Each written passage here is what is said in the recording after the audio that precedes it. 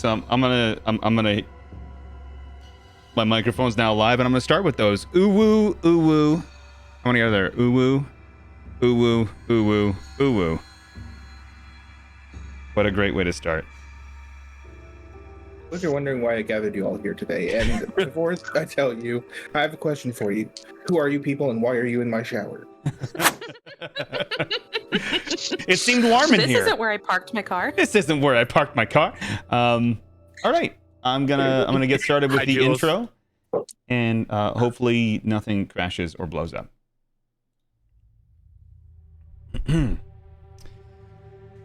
Welcome, players, to the world of Dungeons and Dragons, where your fate is in your hands. Oh shit.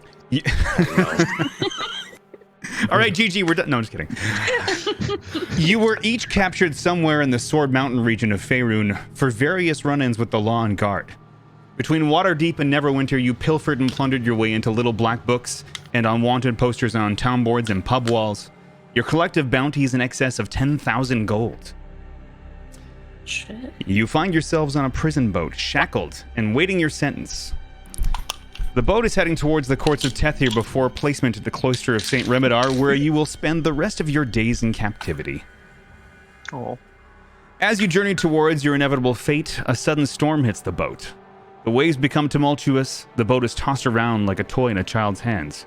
You hear the sound of wood splintering and the screams of prisoners around you. Suddenly everything goes dark. When you find yourselves washed up on the shores of the river Chionthar, which is, if I can get this to work, there we go, just within the view of Baldur's Gate in the distance. The only sound you hear is crashing of waves against the shore. You look around and realize you're the only survivors of the shipwreck. However, your relief is short-lived as you hear a voice in your head. The voice is powerful and commanding, and it demands that you free it from another plane of existence. The voice tells you that you have been chosen for this task. Failure is not an option. The voice assures you that reward for freeing it will be great. Awaken, thrall! Your task has been set forth, and I shall soon be freed by your hands. There are 5 artifacts you need to collect to unlock the door of my prison, and release me once again to Faerun. You will venture forward to the ruins south in the Cloakwood and the Wood of Sharp Teeth. Each houses one of the 5 artifacts, and the 2 will lead you to the rest. It's only fitting, as I have released you from your would-be prison, that you release me from mine. Be wary, thrall, as your path is fraught with danger and peril. You may not all survive, but those that do will be greatly rewarded. Now go! You soon realize that you have no other option but to obey the voice.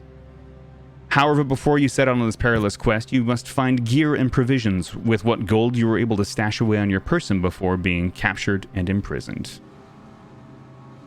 Ooh woo, ooh woo.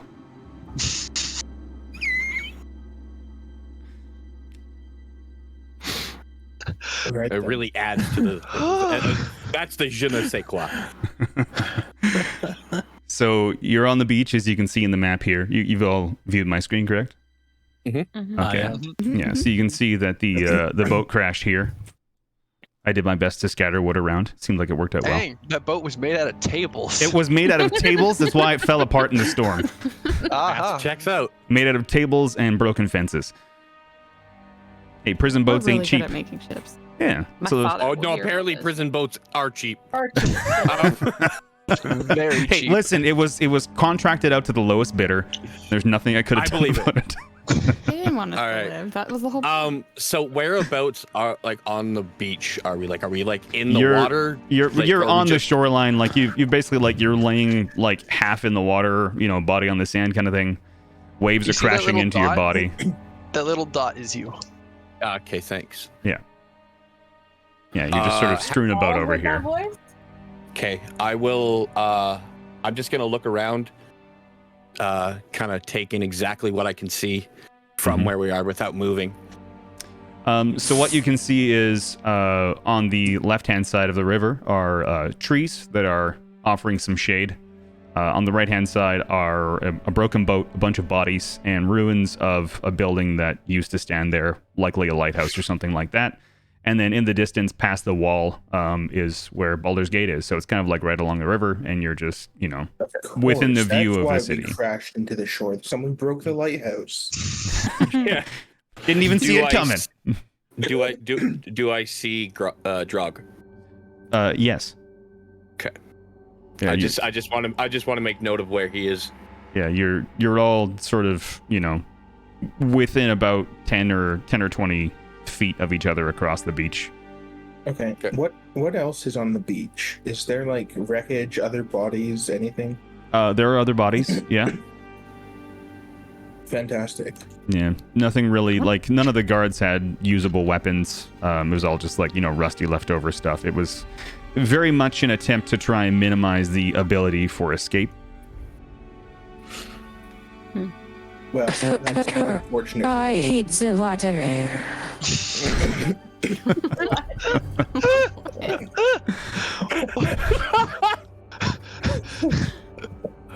Didn't know fucking Gladys was on this ship. Fuck.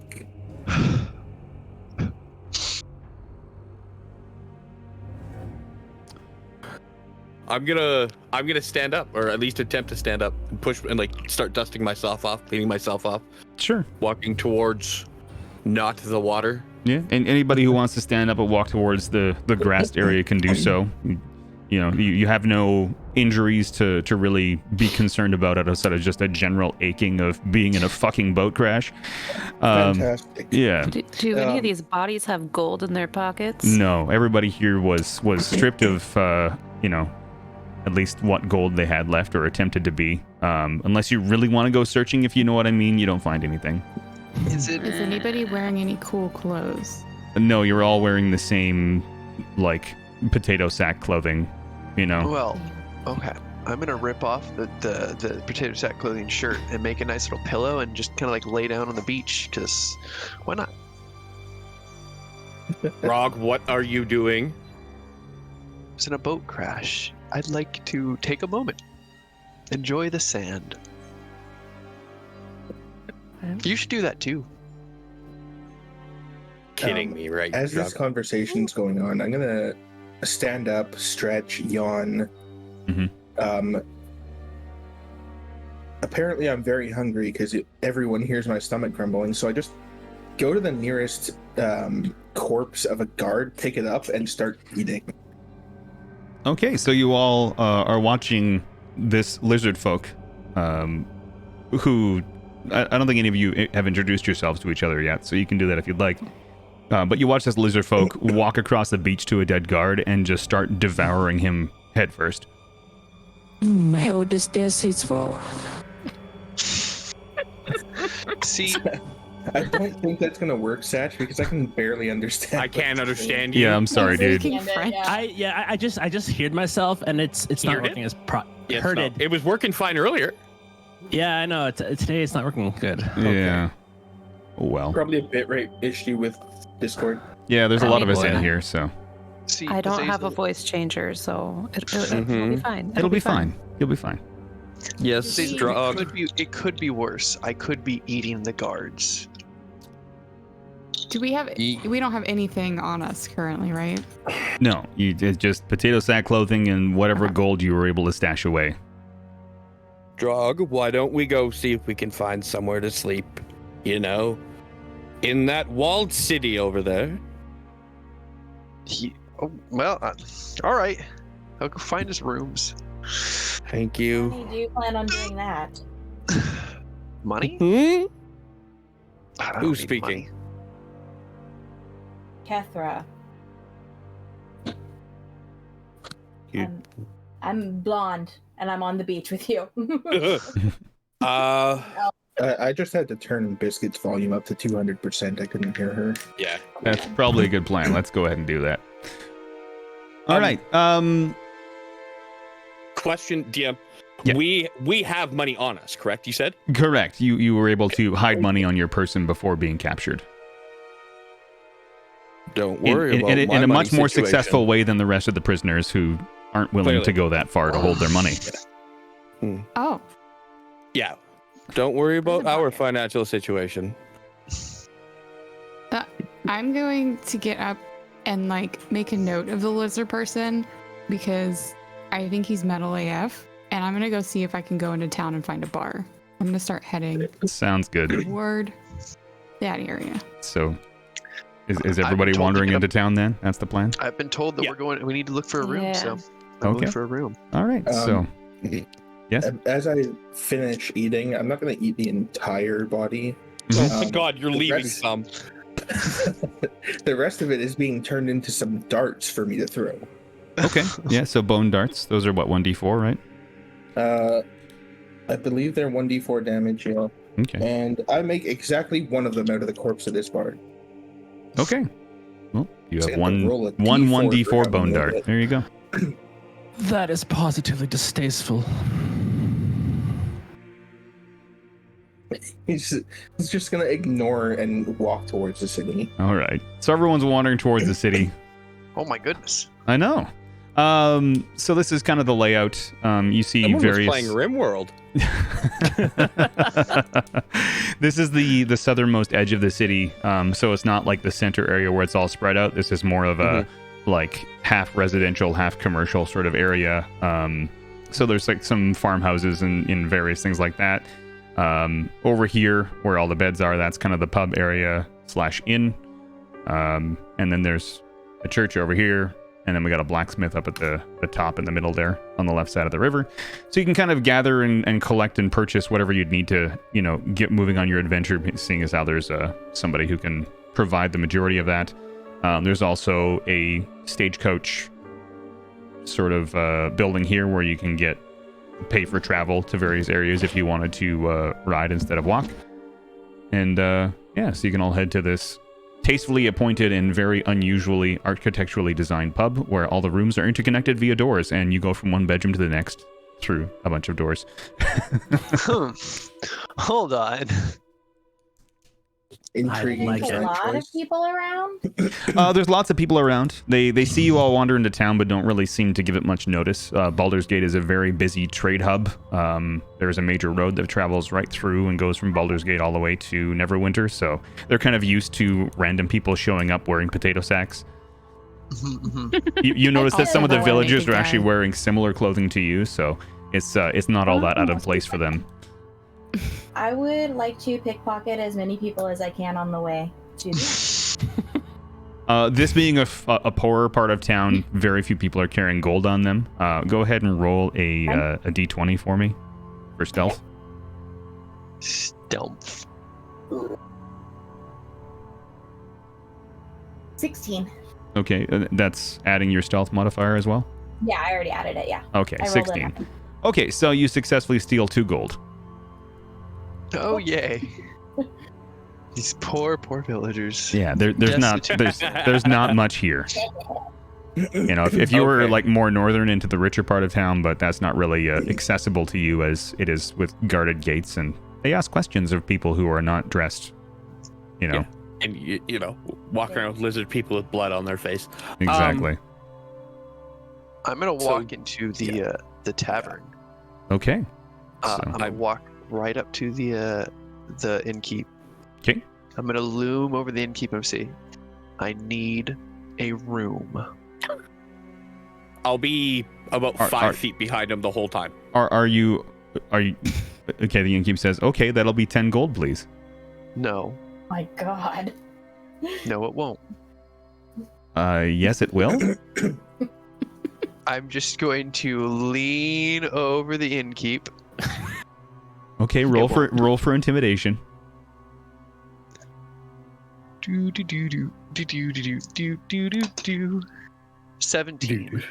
Okay, you beat the DC in my head. The room. You can stay in the room at the furthest at the back with all of the bunk beds in it. You can choose whichever one you'd like, and please don't hurt me. I'm gonna look to Azazel, questioning.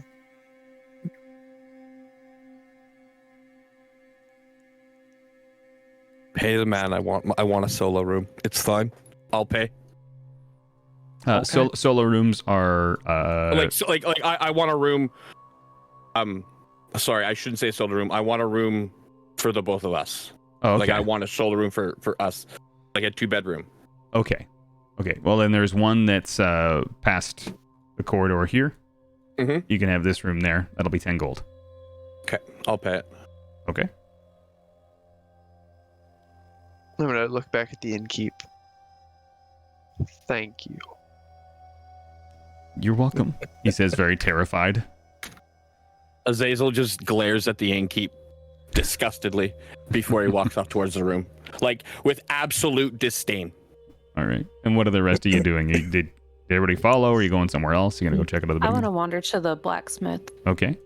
I wouldn't be caught dead in these potato sack clothes. I need some actual clothing and gear now. Like, same? So same. the two of you are going together to the Absolutely. blacksmith then? I'm going as well. Okay. So 3. Okay. Anybody else? Not yet. Not yet. I'm gonna go. Okay. To our room. Gotcha. Yeah, Is so the there 3 of you go to the table? blacksmith, and obviously with the tables I shared earlier, you can purchase whatever you'd like. Blacksmith says, "Oh, hi. How's it going today? What can we do for you?"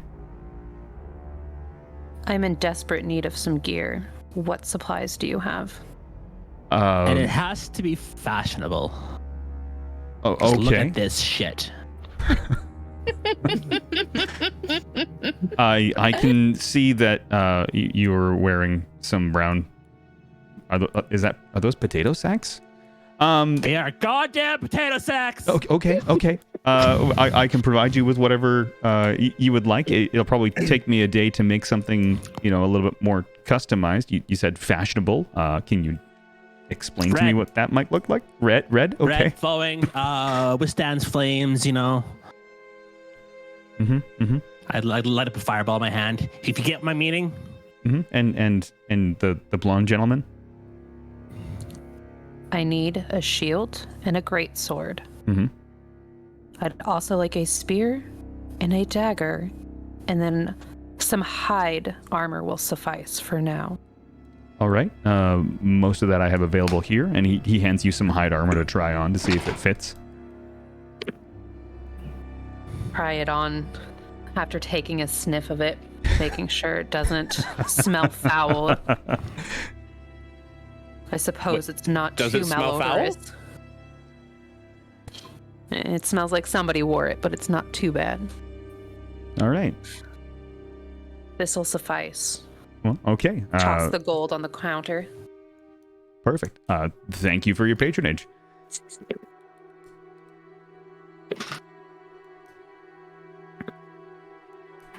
I'm gonna I'd like to approach the shop owner. Yes, what can I do for you? I don't need anything as fancy as that. I just need something functioning that isn't a potato sack. All right. I So have... leather Yeah. leather armor would be great. Mm-hmm. 2 daggers and a short bow if you got it. Yeah, right over here. And he pulls some stuff from behind the counter, and it's just like ready for you. Beautiful. And I'll just throw the gold at him All right. and get changed as quickly as possible. This gold thunk. Yep. Perfect. All right. So everyone who went to the store is geared up now. Is there a tailor nearby? Well, I mean the blacksmith doubles as a tailor as well. He has access to, all that stuff. Okay, because I don't need armor at all. Just Mhm. what I'm asking. Yeah. No, he does that as well. He's a multifaceted individual. Fantastic. As I walk through the area, do I see any you said it's like a living area as well, like people have their houses here? Yeah. On the other side of the river from the businesses are a bunch of Does like anyone have any laundry hanging out? Yes. roll for perception. Fantastic. That's a 19. Okay, you notice some laundry hanging out. There's a very good-looking shirt with poofy, fabric around the neck and the sleeves. It's very like In piratey shirts. looking. have no interest in shirts. What You, else is there? you notice some black trousers that seem to have enough width at the bottom to accommodate your feet. Your lizardy feet, uwu. Not quite. Too constricting. The little blip from syrup there.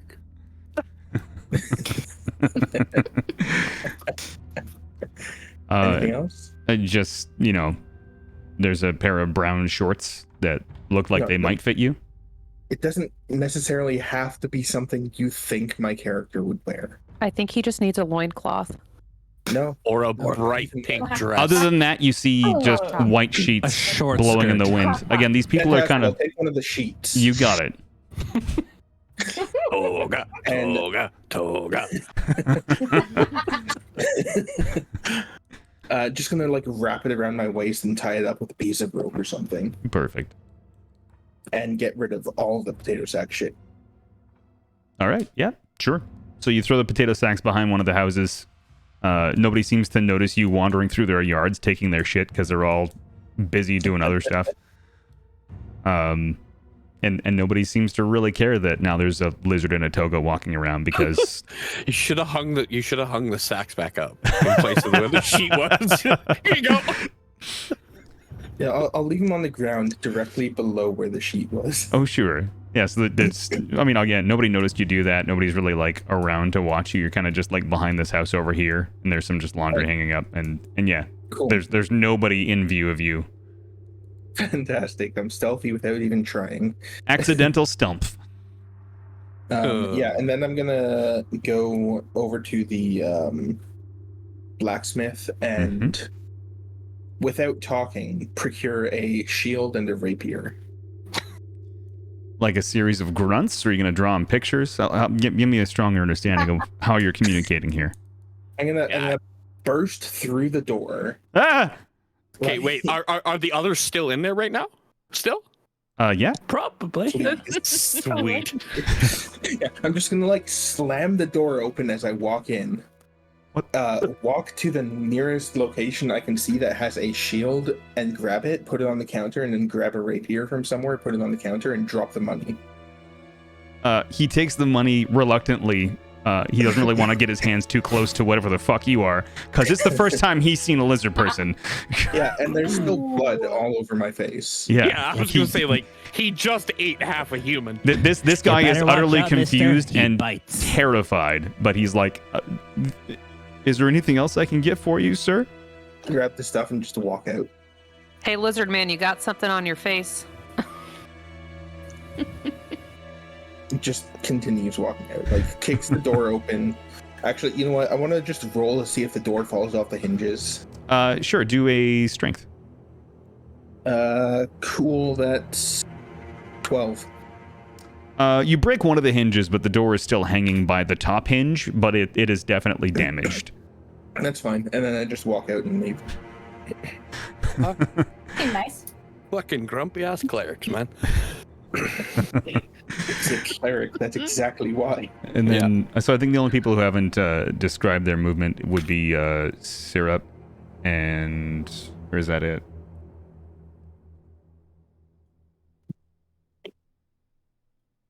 I don't know, man. I just work here. I think that's it. I think everybody else has described what they're doing. So, Syrup, what's your plan?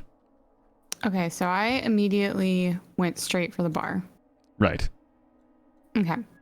I don't care about anything else. Mhm. All I want is beer. Just like the biggest thing of beer I can get. So I go up to the barkeep and I'm like, I just point and I'm like, beer. Barkeep says that'll be 1 gold. Here's a big ass mug of ale. Okay. I give him That's a 1 ale. gold Mhm. and then I just slam it. The innkeeper / barkeep is very impressed with your constitution of downing a beer in a single swig. Perfect. Did you want so I another point to him one? again and I'm like, another. So he pours you another mug and then gets a third one ready to hand to you after you're done. I motioned to him to just go ahead and give it to me. Okay, so you have 2 And mugs then- of ale, one in each hand. Uh-oh. Okay. And so I'm just going to go drinker. find somebody to go sit down next to in the tavern if there's just people hanging out. Yeah, so the table with the 6 chairs in the middle has 3 people sitting at it. They look to be like they're wearing leather armor. They look to be somewhat adventure-y, but they're mostly just drinking and talking about how they're going to go adventuring. Okay.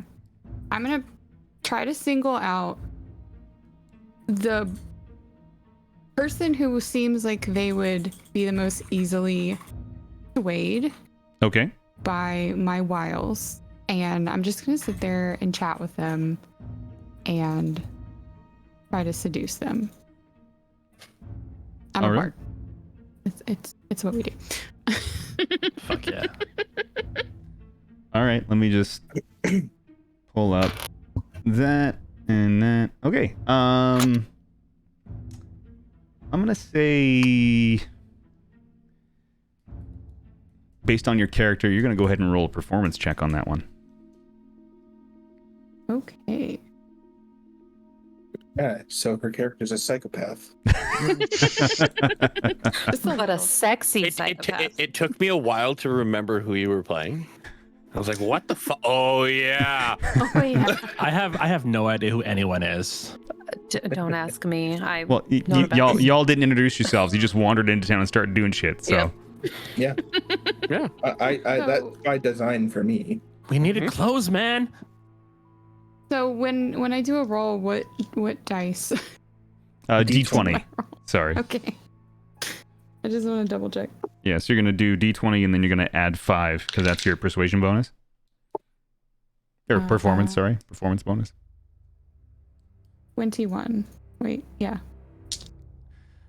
So with much reluctance, because this is most definitely a married man, he is suddenly incredibly interested in anything you have to say or ask him to do. Okay. So I'm just going to keep chatting him up, and I'm, as the night is going to progress, I'm just going to try to convince him to take me back to his room. Mm-hmm. Because,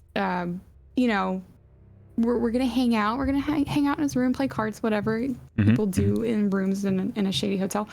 And then I'm going to steal all of his clothes before he wakes up. Okay. Because I want that leather armor. So we'll play that out in a few minutes after everybody else has sort of reconvened in the tavern. Mm-hmm. I'm not ready to go to the tavern yet. I want to go over to that church. That's fine. We'll go back to Pharaoh first because I think he has some description to go through. Well, I'm just curious. So, Drog, you're just going to go sleep. That's stuff I that you didn't want say to I do. was going to sleep. You just wanted to lay down. I just wanted to lay down on the beach.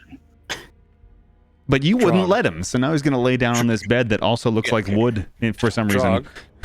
Yes. I have to get out of these clothes, Drog. Okay. Why are you just laying down? You wanted a room. No, I thought you wanted to lay down, so I figured instead of sleeping on the beach next to where we, almost died, you'd want to sleep somewhere nice. At no moment was I ever worried about death. You would have saved us. It would have been fine. I think we would always have been fine. Yes. I love that. You would have saved us. You would have saved us. Drog, I'm going to find clothes. Okay.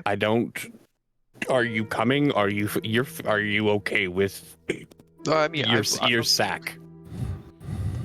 Yes, I am okay with my sack. You're but okay I with will your go sack. with you anyway. Okay.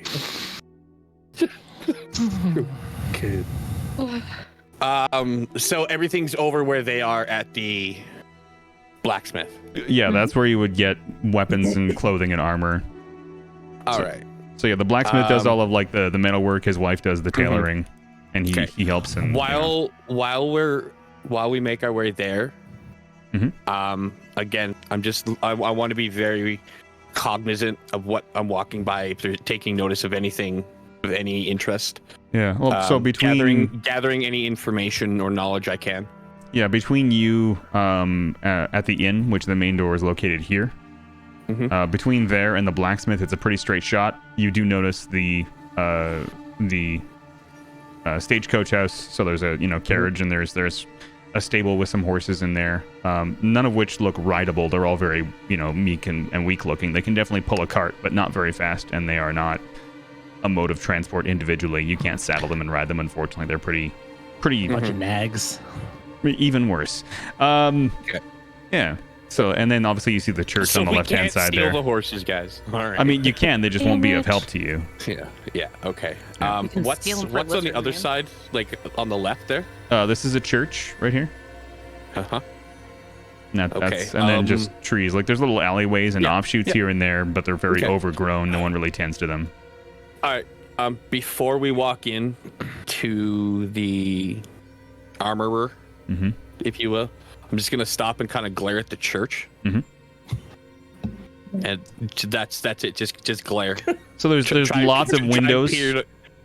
Peer in the windows real quick. Like I'm not trying to I don't want to take like an in-depth look. I just want to peer in the windows to see inside. Just kind of give it like a glare. Just Yeah, like sure.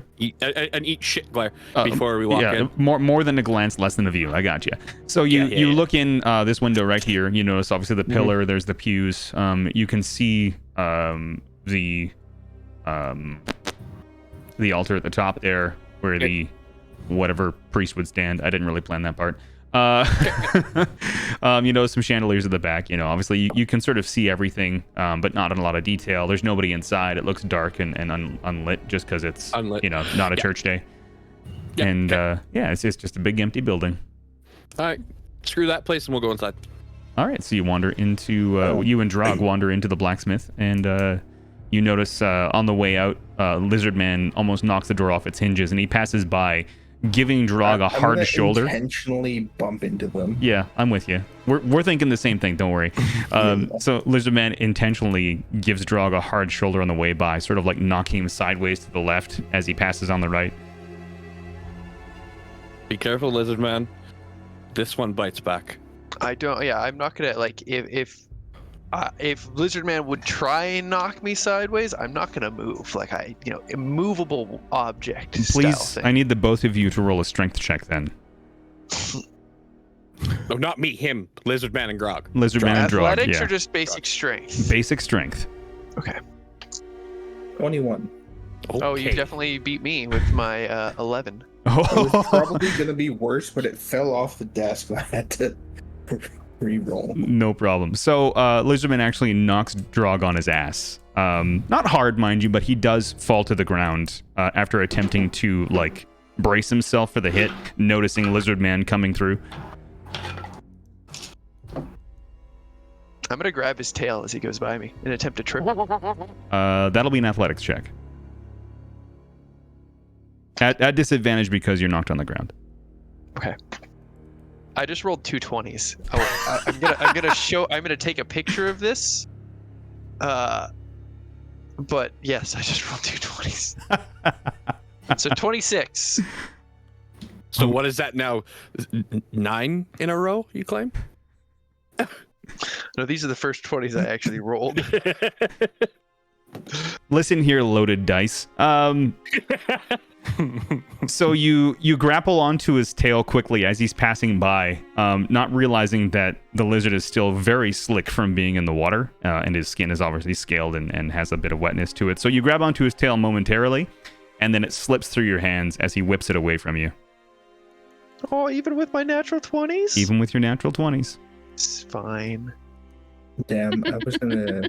Can you guys stab each other later? Come on. I was so ready to throw the bone dart at him. The bone dart that's still covered in blood because it just came from a body. Literally, yeah, it's still just dripping. It's not actually a bone dart yet. It's just a toothpick until he wants to throw it. Yep. Oh. Basically. All right, Drog, let's go. So you And both. I'm just gonna walk in and walk away, but I'm gonna give a sideways glance at and a smirk at the cleric. Sure. Or at the big robed lizard toga man. Sure. Drog, can you roll another base strength check? Mm-hmm. I hope you slip and fall. Well, that's a natural 1. Excellent. So, Azazel walks into the building just fine. Drog goes to grab the door to swing it out of the way of. He's a bit wider, so he has to move the door, and he ends up like moving the door to a point where it actually smacks him in the face. I was gonna try and kick the door as well and see if it would hit one of them. Yeah, you're all still like you two are still shopping while he's trying. So anyway, Drog, you hit yourself in the face of the door. Take 1 hit point of damage, please. Okay. And I just wanna- 1 point away from your ego because that was really embarrassing. We I just all wanted see to that. If say we're one in the shop, thing. we all see that. Whoever's left in the shop does see that. Yeah, you're watching and you're pointing and laughing for sure. Oh, I was gonna say Pepper is The first person that laughing. laughs, I break their arm. Oh, shit! Well, I Bet? just laughed. Okay. Are you committing to that? Yeah.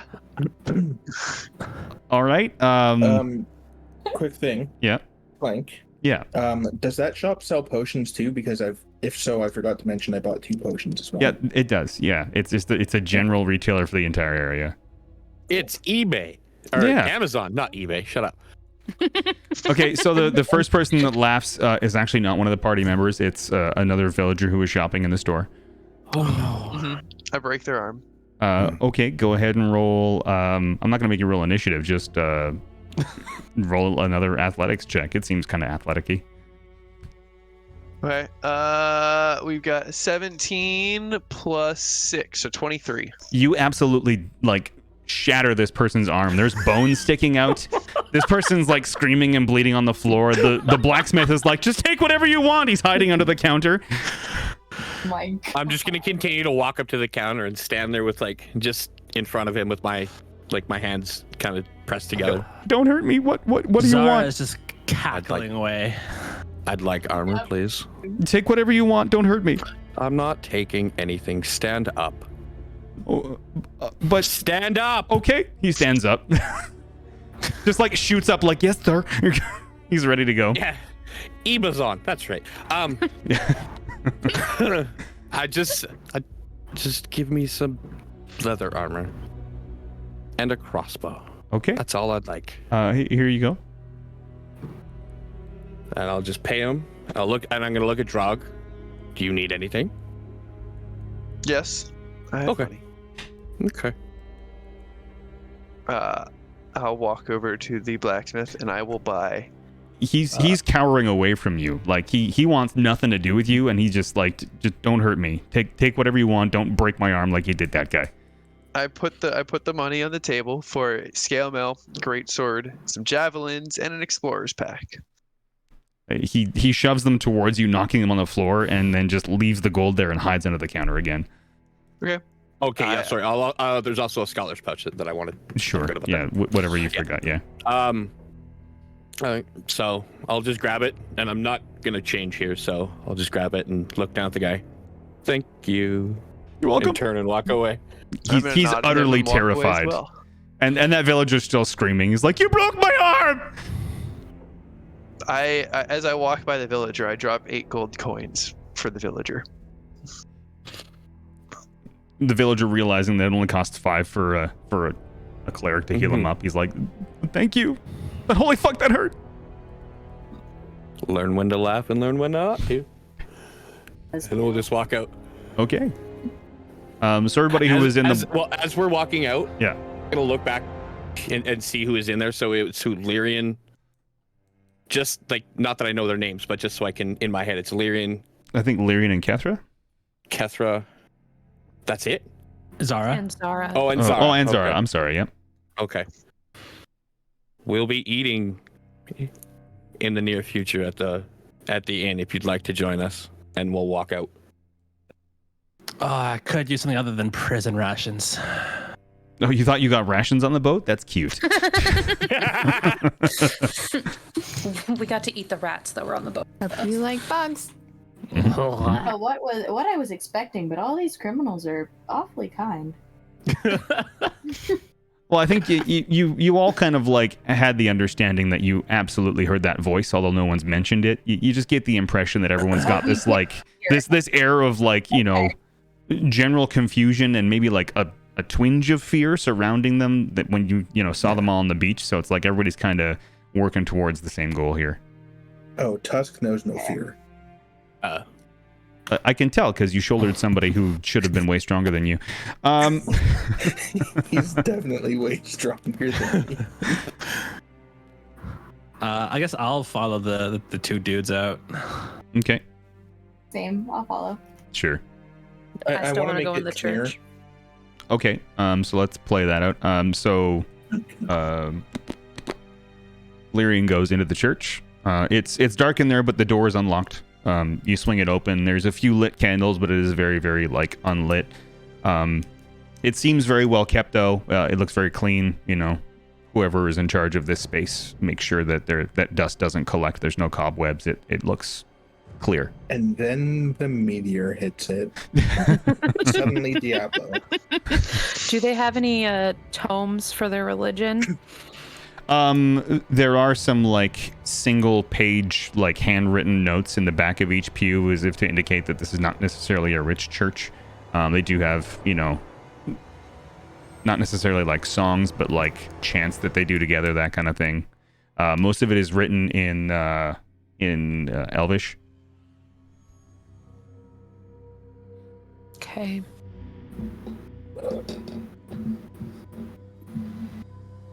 I take all of the like papers and just scramble them up and put them into obscure places. And then I leave.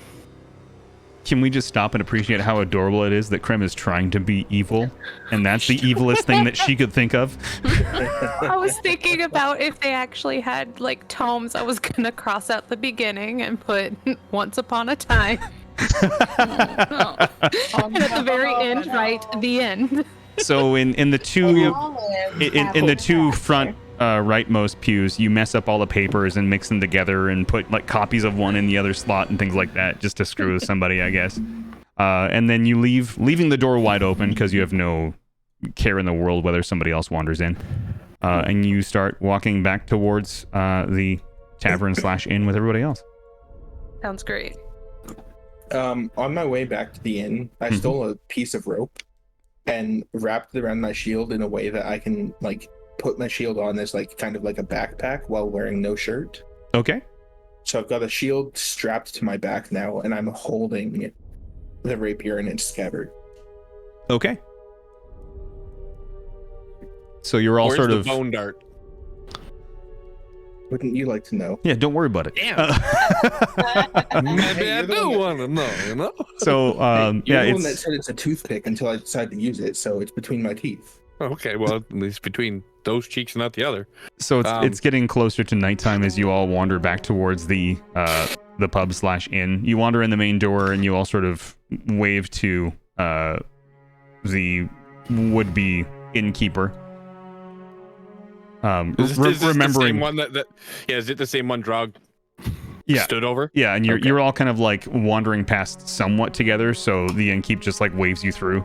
Because Drog just absolutely terrified this person and still does. So he's just unconcerned. He's like drinking out of a teacup. His hands are shaking. You know, just fucking terrified of you guys. But you know, there's no guards around to really stop you from being assholes. So carry on. I'm just gonna shake my head as we walk by him. Yeah. I can't wait to tonight like walk into someone's room and just evict them for no reason other than I wanted the room. That can be a thing. So you all wander into the main bar area. You notice that Vane, not that you know her name, but you notice the tiefling who is on the beach, who looks incredibly beautiful, is sitting at a table in the middle with three other people, intently talking to one of them. You know, she's like toying with her drink and, you know, touching his face, stuff like that. Just being generally seductive-y.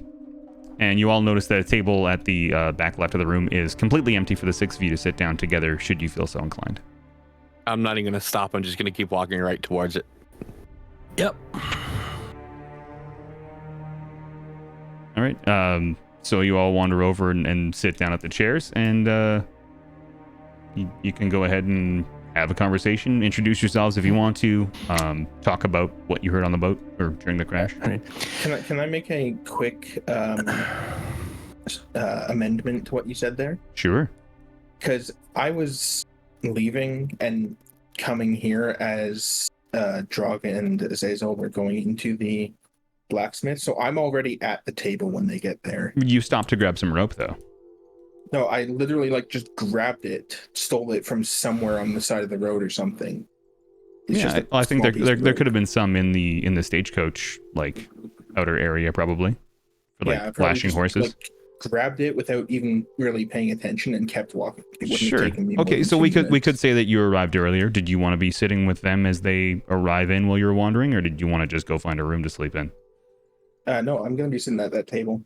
Okay, so we'll say that as if I'm waiting for them, like I knew they were gonna be there. Yeah, so we'll say the lizard folk you all have known to be the biggest asshole so far is sitting at the table, and he is he though? But yeah. so far. And Drog broke a guy's arm. It's true. Yeah, Anyways. I just broke a door and stole some shit and knocked Drog over by accident. See, that's 3 things compared to Drog's 1. Well, 2, True. I guess. Yeah. The guy's arm for laughing at a joke. Hey, he paid him for it. True. Hey, he paid for that arm. It's just That's his entertainment arm at that now. point. He Yeah. props on that arm, technically. He did. It's So, worthwhile. so yeah, the bunch of you are sitting down at this table together, the 6 of you, while the other tiefling is over just 1 table away. Mm-hmm. All right, guys, I have an idea for a game. Let's play What's Our Name and What Were We Convicted For? Who is your I'll daddy and start. what does he do? I'm Zara, and I'm an arsonist. Why are you so happy? Okay. Because I like fire. What did you set on fire? Oh, a village or 2 A whole village. or 3. I can't remember. Impressive. Who's next? I guess I'll go next. I'm Kethra, and I killed somebody important while I was spying on them. Who? I really don't want to talk about it here. Can we talk about that later? I'm just gonna lean over and we'll all share it in the chat. Yeah. Okay? Yeah, I got you. Yeah. Who's next? I'm Azazel. What I did is really none of your business. That knowledge is mine and mine alone. We are all criminals here. That's wonderful. How does the knowledge of what I do benefit you exactly? It's fun to, swap war stories, so to speak. You know who I am. You heard what I heard. That's fine. I was a criminal on this ship, same as you. Trust me, I'm here for the same reasons you are. But that knowledge does not benefit you. And here I just thought his friend was the asshole. So as as you're all sort of talking and introducing yourselves, you're kind of halfway through the conversation.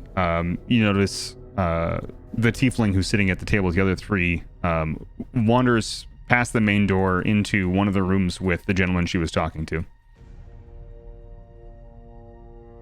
Wait, how long have you been here? That was quick.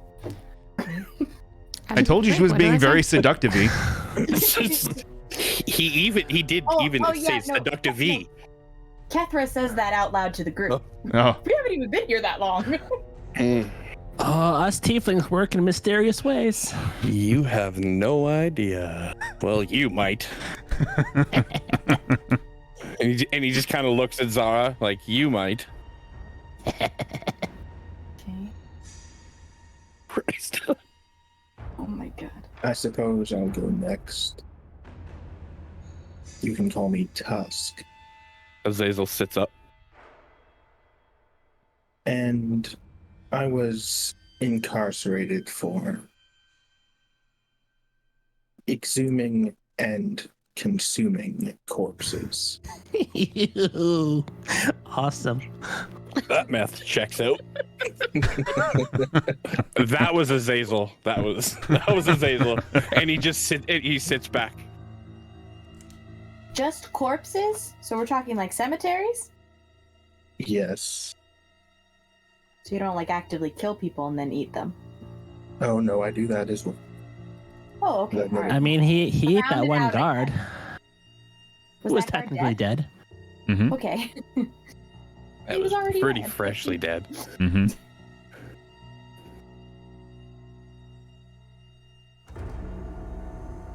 Drog. You can call me Drog. Hi, Drog. I broke some things. Like that He sits guy's back arm. down. Yeah, exactly. Wouldn't you like to know? I would Oh, like I to know. don't. I literally don't care. Quickly back to what Vane is doing. So y'all are in this room. Dude's Oh, we super know she's what drunk, she's and doing. he's like on the verge of passing out. Go ahead and roll. Go ahead and roll a deception. So D20 plus 5.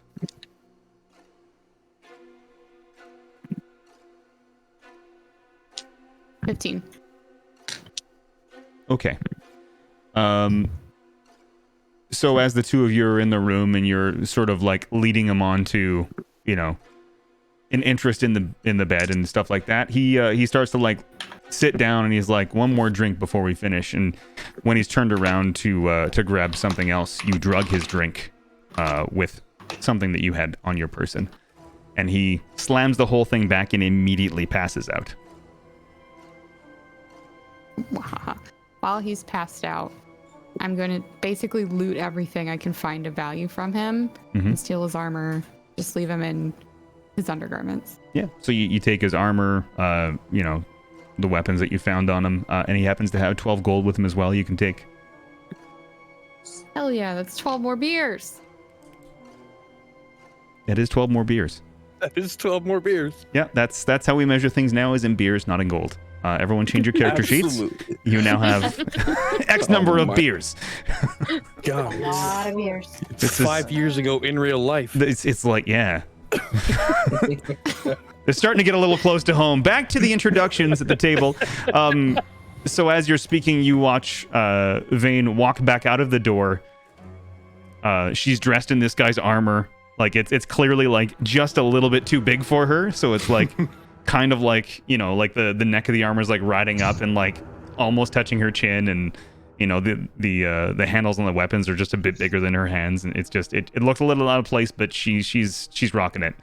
And she walks over to the table and grabs a chair and sits down in it backwards, facing the lot of you. Kethra requests a high five. Like immediately. Also, Zara also wants a high five. I high five the both of them. Yes. All right, I'm roll gonna for glance- athletics. No, I'm just kidding.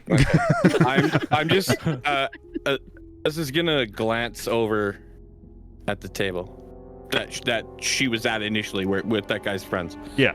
just to see if they notice or do anything. They're both just smiling and laughing, and they're just like, that guy always up to no good. Okay. And they're just like kind of like talking back and forth about how, you know, they have to make sure that he makes it out of here alive so he can go back to his wife and blah blah blah. Okay. They haven't noticed Vane come back out of the door yet, though. Like they're completely oblivious to the fact that she's wearing his Okay. armor. Like they know nothing Okay. because they're really drunk. Okay. So you know they wouldn't Okay, notice that cool. shit. Yeah, Okay, cool. good call though. So to the table, I just come out and I'm like, hey guys, what's up? That was quick. Is he okay? No, not really. Okay then. We're introducing ourselves if you want to jump in on this little bandwagon. Well, hello. I'm Vane. I think it's totally unfair how I got on this boat. I used to be in this metal group, and we played once for the king, and he was kind of a jerk. And so I maybe tried to assassinate him, and he didn't really like that. But he refused to pay us, and I really think that I was justified.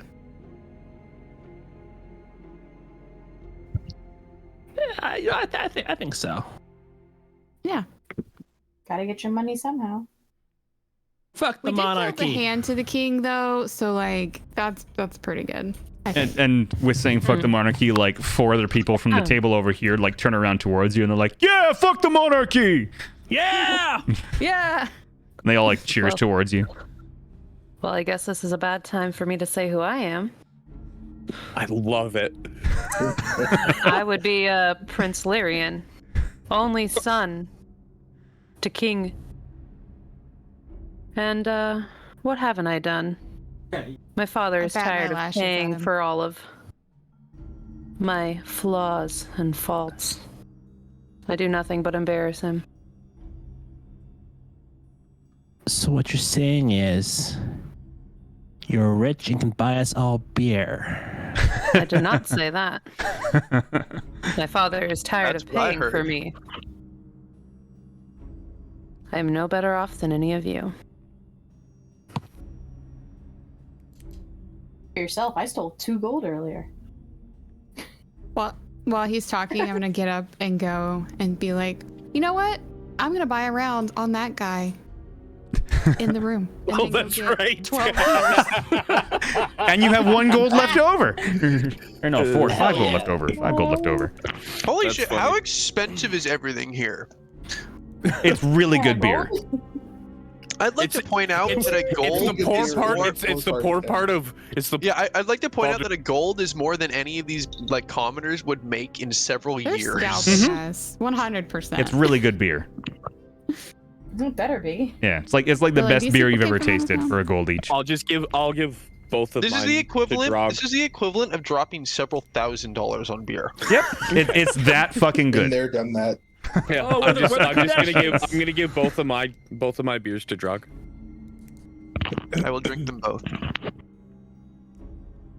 It is the most delicious beer you've ever had, but being a man of such large stature and high constitution, you don't really feel shots. much of a buzz.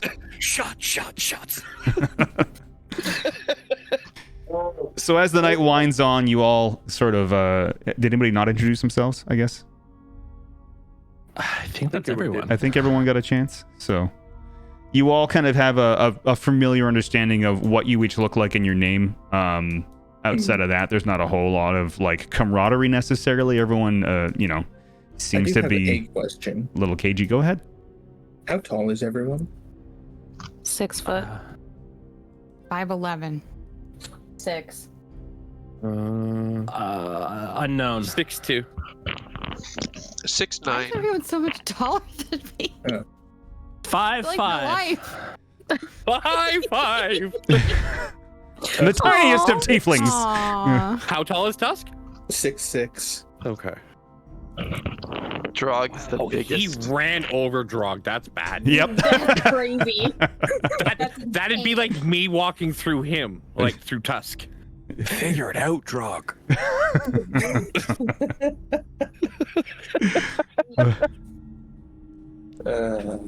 Okay, so partway through the night, because Azazel won't have said much. He just kind of is gonna sit there and listen and stare at people. Partway through the night, he's just gonna like kind of sit forward and be like, "So nobody's going to talk about what we heard. Nobody gives a shit." Even the voice in my head? That's pretty normal for me, though. Something tells me that voice was a little different than the usual ones. Well, I mean, slightly. It was a lot of deeper voice than usual. Within mentioning it, you all feel a sudden, like, internal mental push to head south at dawn. South at dawn. Is everybody else getting that? Yeah. So like as like a mental group, you almost all feel at the same time like that you must head south towards the Cloakwood. It makes my brain itchy. Oh no. Like a different. Okay. Yes. I'm going to lay down. Sleep is probably a smart choice. Yeah. I'm just gonna get up and walk away. I won't say I'm anything. gonna follow Drog. I'm gonna follow Azazel. Before that happens, right as the thing to go south and someone mentions it, it's like, yes, God tells us to head south. Oh no. We roll Wait, our eyes. Hold on. God? Mr. Yes. The great God Set is talking to all of us. Yes. Oh, I thought that was Satan. Oh. Azazel's just gonna keep walking. Drog is gonna follow Azazel. So as the night goes on, you all sort of start shuffling towards whatever rooms you end up in.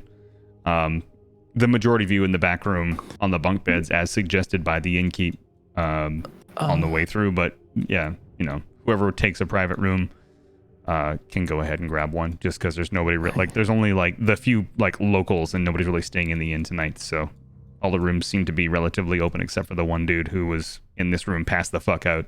He's still there. He's not going anywhere, maybe ever again. Question, Clank. Yeah. What does faith self mean? It means that you believe in yourself, but not necessarily any specific god. So you have a lot of confidence. Yeah, okay. You have a lot of confidence. Let's go, Satch. I am a god. I am a god. And apparently I'm 5'8". Little did Tusk know that there was a midnight snack left waiting for him. If only he looked hard enough. Actually, you know what? Tusk, go ahead and roll perception. Yes. 14. So as you pass by, you discern by smell what room the passed out guy is in, and should you feel so inclined, you can eat him, or make more darts, whatever you want to do.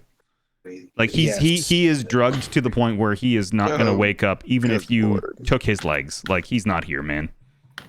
Yep, that's happening. Oh Lord. All right, so you have enough know-how at this point after doing it the first time, that you could take each one of his limbs and fashion a dart. Yes. But there's 3 long bones in each limb. Doesn't matter. His ability to fashion those darts is limited. Work, when I'm trying to, for each corpse, I have to roll a d4 and I get whatever that amount is. So, unfortunately, because I'm sure I could make a lot more out of a single corpse. Yeah, if we're being real about it, yeah, you could make quite a few. But in this situation, I'll allow you his limbs. His torso will, lay on the bed forever now. Oh, I dropped a metal d4. Oh, well. Don't step on that. Ouch. What are we not stepping on? After doing that, I'm gonna go find my different room to sleep in, so that his friends don't walk in there and find me with his you know what? Just to be even worse about it, I'm gonna take his legs from the knees down and his arms from the elbows down. Oh my god. And I'm gonna heal him so that he doesn't die from it. Do you have healing? I do. You're making a little stubby man? Yes. Sorry, do you have a spell or potions you're gonna dump down his throat? I'm gonna do this with it's a good question. Did you just shorten this man's limbs? Yes, he did. Yeah. Wow. This is going to be up to DM discretion if I can do this the way I want to or not. So I have the cantrip Spare the Dying, Okay. which will stabilize it. Oh my god. What's your medicine bonus? My medicine bonus Yeah. is 5 plus 5. Roll a d20 for medicine. 24. Okay, so you take his limbs from the knees down and elbows out, and then you heal him. I'm sure tomorrow his new name will be Nubs. Oh my god. I am so fucking impressed. Thanks for the sub. Wow. All right. You're welcome. Thank you. So you leave Nubs in his room, and you wander off to a different room to fall asleep. At the crack of dawn, because there's absolutely no curtains in this place, you all awaken to the light shining into your eyes, with the urge to head south. Are we woken up at any point in the night by people screaming about their friend having no limbs? Azazel hasn't slept, by the way. Sorry, what? Azazel hasn't slept. He was just in the room. Yeah. No, his buddies actually just left and went home, thinking that he's just passed out in one of the beds. Like they live here, so amazing. What? They come to the tavern dressed as adventurers just to, like, you know, be self-centered assholes and probably pick up women thinking that they're passing through. But they live in these houses over here. They've just gathered enough money to buy armor. Fantastic. So I stole their bed sheets. And I'm using them as clothing. Yep. I stole rope from them, probably. Yep. And I stole their friend's limbs. And his armor. And I didn't steal his armor. His armor was stolen by someone else. Yeah, sorry, that's right. Vane stole the armor, yeah. Vane stole the armor. So that most unlucky family in this whole campaign. One-shot story thing. Yeah, right on. Stole his You arms sure and his about that? armor. I could do so much worse. God, no, it's fine, Lance. Clank, Yeah, buddy. before we leave this place, I would like to cast Create Bonfire in the room. Oh, okay. Oh, I wanted to search this room with the wardrobe looking things. You better do it fast. Yeah, can I search those, please? Go ahead and roll an investigation check for me. 8. Okay, now roll a d10.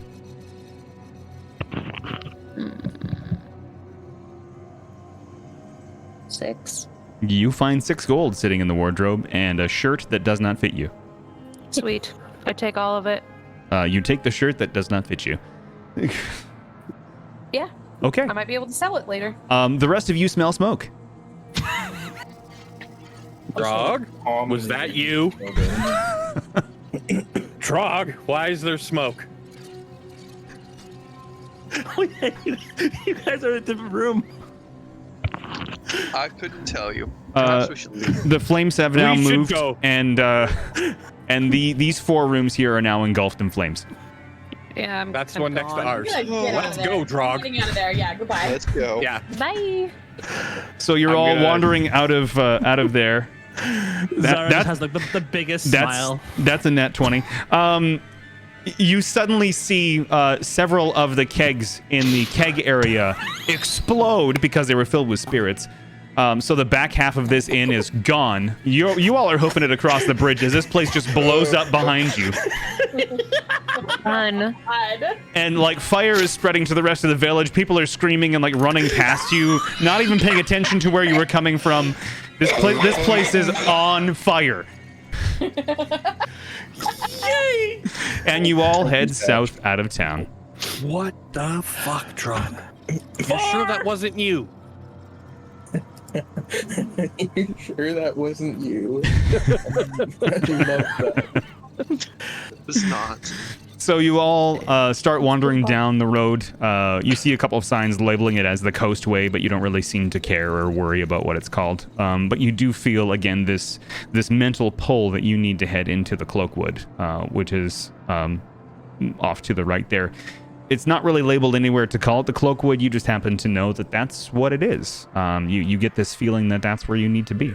So I'm sure someone would have knowledge of the area and know what that's supposed to be. Question. Yeah. Do I recognize the pull at all?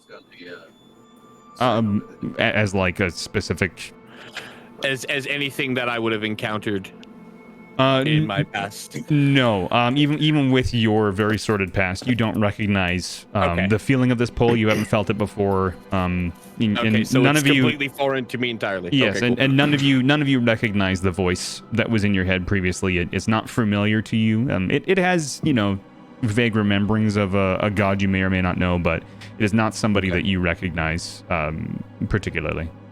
I am still convinced that it's my god set. You can be. You can go ahead and be convinced that that is your god set. Yeah. So as you wander into the Cloakwood, searching around for maybe about an hour or two, you come across some ruins. And I have written a very detailed description, probably more than I needed to. So you find a desolate ruin amongst the trees, forgotten by time. The leftovers of what once was a grand hall spanning 80 feet in every direction. You see crumbled stairs ending far below where the second floor used to be, and all that's left is a stone pad, covered in rubble and moss. What walls remain braced against each other, ready to fall at a moment's notice. Loose stones and bricks missing from them strewn about. Bones of the dead and gone litter the ground. Embedded in the stone floor, you find a hatch. My music stopped. Hang on. You find a hatch. The top wood is weathered and almost as gray as a stone, but still solid and unbudging, it seems. The handle is located next to a keyhole.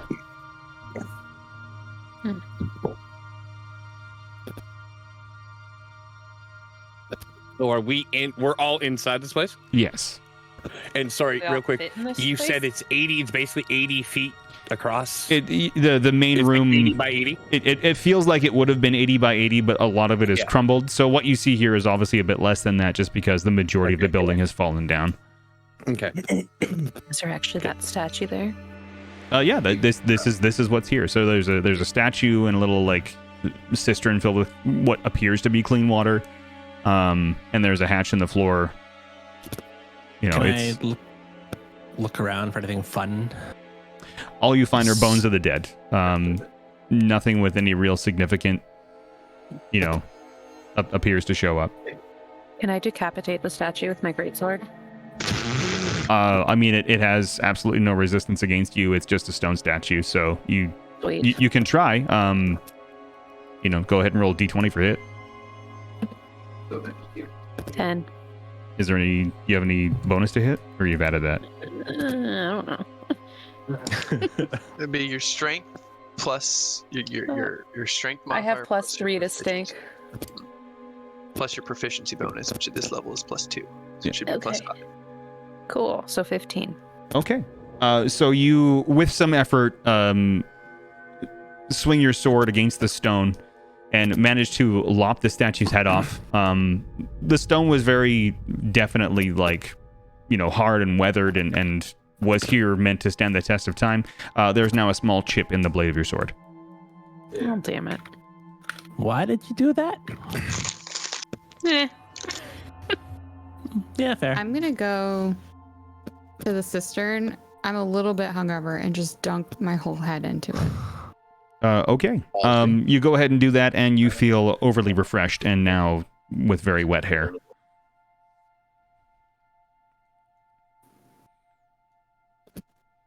I guess I'll go open that hatch that we saw.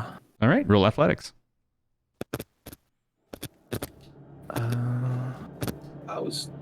The guy I killed was literally sitting outside the window, not moving. 10.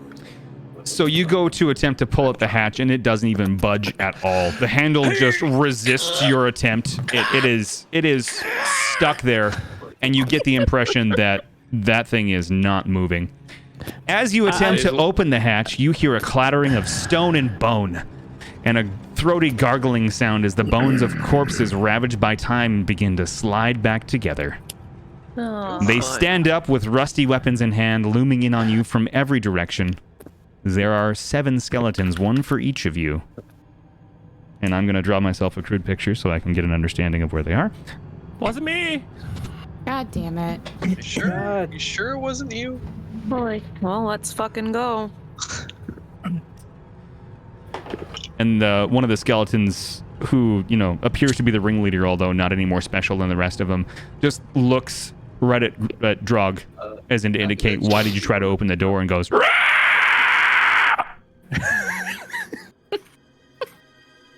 I want to respond to that as like as me the person, because I could but I won't.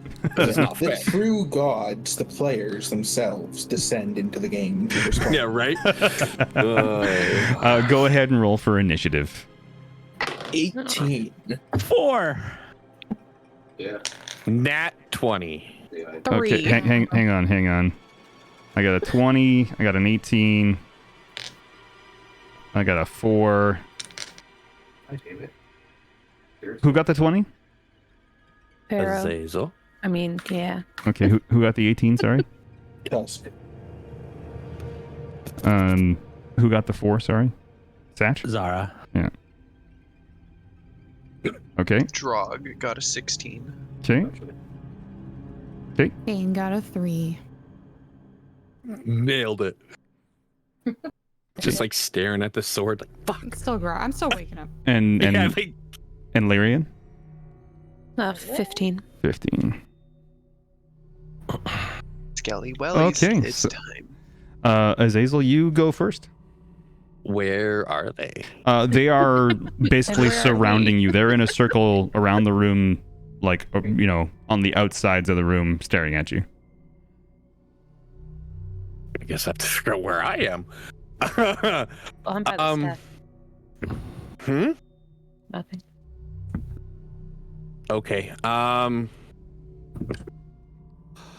The one that's by Drog, how far is it? Like, how far from Drog is it? It is 10 feet, so 1 square away, essentially.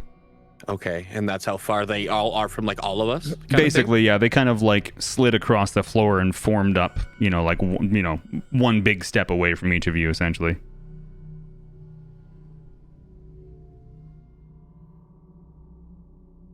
Well, okay.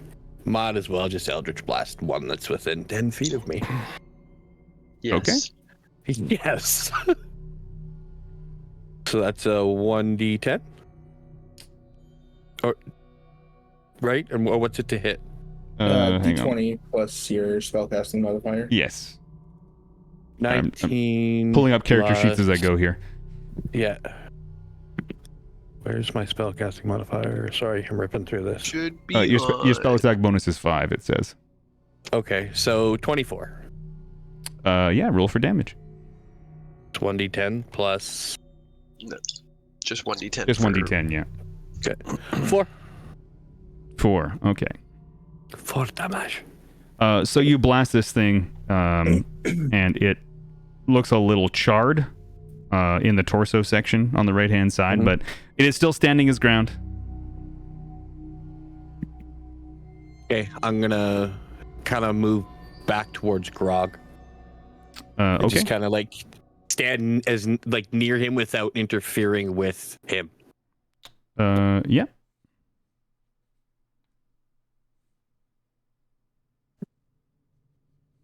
I think that's all I got.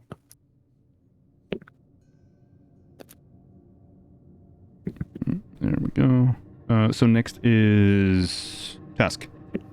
All right. So, question. Yeah. How close are they to each other? Well, I mean, they're, like I said, within like a 5-foot square away from each of you. They're all just sort of spread out across the room, again, towards the walls to sort of block you all from leaving. Okay, so none of them are within 5 feet of each other. No. Got it. In that case...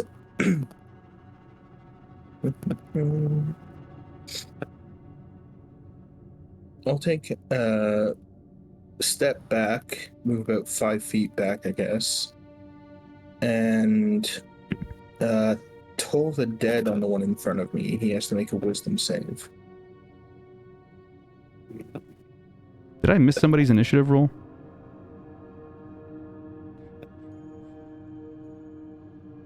I only have 6 written down. Who did I miss?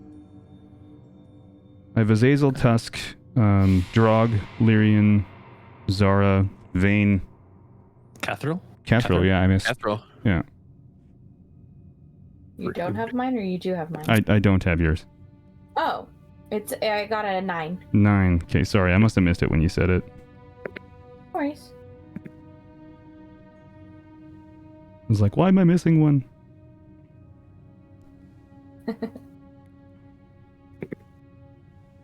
Okay. So yeah, wisdom save on the one in front of me. Yeah, sorry. That's you there. You got an 8. Cool. It failed. No, 7 actually. Got a 7, pardon me. Fantastic. It still failed. Yep. It takes 8 necrotic damage. Okay. It is looking very worse for wear. Definitely a little weak on its legs, so to speak, or what's left of them, because it's a skeleton, obviously. And you see it sort of staggering, but still, holding strong. And that's that was a different skeleton, right? Yes. I believe so, right? Yeah? Mm-hmm. Yeah, it's like, because you each have one, like I said, nearby you, like ready to attack you, essentially. Yeah. And that'll be my turn, and then I'm going to go grab a drink. Okay, Drog is next. I'm going to go up to the skeleton that's closest to me. Yep. Drawing my sword. Mm-hmm. And I am going to attack that skeleton. You don't say. And yeah, I'm just gonna attack. I don't feel the need to rage at the moment. Okay. That is a 22 to hit. Yeah, that's definitely a hit. Okay. My great sword. I do kind of shitty damage, but how does 8 do for me? That On the does skeleton. That does great. So you slash at the skeleton, and a bunch of his ribs on the left-hand side start to like split apart. One of them just literally falls onto the ground, and he screams in pain. And he's definitely looking about as worse for wear as the one that was fighting Tusk. They're both looking real staggered and unhappy. Unhappy skeleton. Unhappy skellies. Not that they could ever really. Scream in pain. I'd like to take a moment to contemplate the fact that the skeletons feel pain, but I think maybe I won't. Well, I mean, whatever. That does seem like something that Drog would contemplate, though. He's thinking Maybe real wanna hard about. contemplate that after battle. He's thinking real hard about that. Right. Next is Lyrian. I'm going to strike at the skeleton in front of me with my greatsword. Okay. So roll d20 plus, what's that? 5 to hit. Yeah, 16. That's a hit. Yep.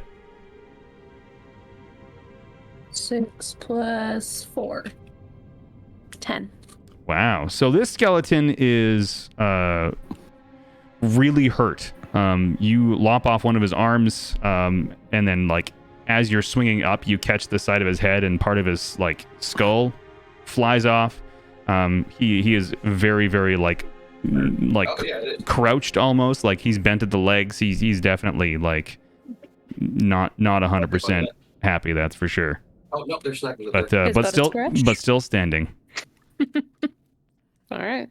Next would be Kethra. Not me too. I am going to take out one of my daggers and I accidentally jumped out. reach out and stab the one right in front of me. I am possibly doing that. Okay. Yeah. Go ahead and roll d20 for damage. Okay. All right. Does a 10 hit? A 10 does not hit. Yes, I thought. So as you slash out at one of the skeletons, he definitely dodges out of the way and cackles at you. Or what sounds like cackling, but it's more just like a throaty bone banging together. Note to self, don't say bone banging again. Oh, say it more. Mommy Clonk. What? It is the skeleton's turn, as they are next in the initiative order. And it seems like almost in unison, their movements are tied together, and they are moving in the same pace, in the same way, as if controlled by an entity who can't do things individually. So they're all going to strike at you at the same time. Okay. And their roll is a 12. So who's AC is below 12. Not me. Azazel, but keep in mind I did back up. They move towards you. They have the same move speed as you, so Okay. they can move up to 30 feet just like you guys, or 35 for Okay, some. so but yeah. I'm not sure because like I've got like my AC's 10, but I'm wearing leather armor. Oh, So it should be 11 plus dex. So it's 11 plus Dex modifier, which is 0. So 11. Okay, yeah, I'm still below it. Fuck me then. And it's 14. Anybody else below 12? How do you? I'm sorry. I'm just. I did. No, you're good. Okay, so You're good. you are. So your base AC was 12, and then plus the leather armor, which would have been. God, I don't have that up 11. anymore. Plus. Oh, it I think was 10 or 11. Hang on, I got this I need- somewhere. Oop, and then that one. Nope, that one. There we go. So 11 plus Dex 11. modifier. Yeah. So that would put you So at 15? 15. So it sounds like only one person gets hit. Yep. Just as Hazel. Whee! It's okay. Yeah, I know. I'll avenge you. 1d6. Okay. So you take 5 damage. Oh, okay, yeah, that's fine.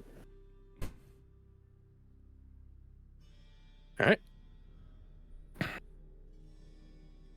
Ow. Next is Zara. How many are left? Oh, they're all still standing. And how many are clumped together? So now there is the skeletons that were next to Drog and Azazel are standing next to each other. Because I could use Burning Hands, which is a cone. Right, but that would involve you moving away from the skeleton that's next to you, which would give him an attack of opportunity. Oh, there's one next to me? Mm-hmm. Yeah, everyone's got a skeleton next to them, like right on them right now, because they all moved in unison together to attack. Oh, okay, I see. As if controlled by some supernatural force that does things together, because individualizing things is difficult. Lich. I hope not. We're level 1. GG! I guess I'll firebolt the one that's next to me. Okay, go ahead. My cast power word death. Ah, 9. Unfortunately, it goes zinging past. And Vayne is next.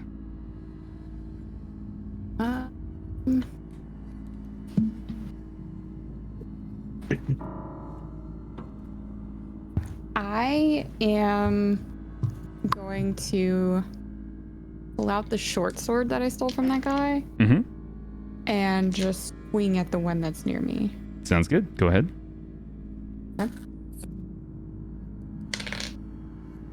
So that's... Wait.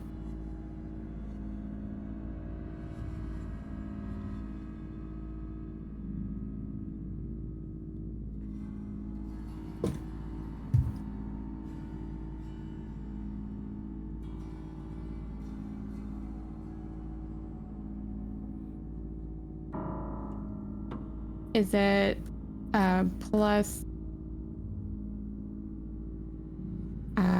strength or?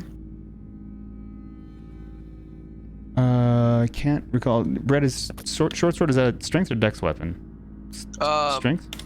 It's well, so every melee weapon can be used with strength. If it's a finesse weapon, you can instead use dex if you want. So Okay. a short sword is finesse. It can use dex, but you could also use strength if you have a higher strength score. I'm gonna use dex because I have Mm-hmm. -1. Yeah, not a high strength on this character. So that'd be your D20 roll plus 2 for dex. Plus your proficiency bonus, which is 2, yeah. 11. That does not hit. So your sword goes careening off the skeleton's sword, and he blocks your hit very deftly. Back to the top of the order, Azazel. Hi. Okay. So, I was just doing some double checking on things I can and cannot do. Uh-huh. And I've learned that I cannot do what I wanted to do. So, how do cantrips work? Can I just cast those on my turn? Right, Yeah, you can just cast them, and if it's... I can just Eldritch Blast my little red heart out? You totally can. Just roll to hit. Hell yeah. The one that Lyrian left basically just dust, but still breathing somehow? Yeah. I'm going to Eldritch Blast that. Okay, roll to hit.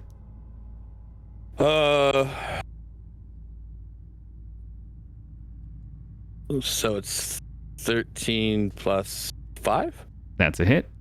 18? Okay, cool. Roll for damage.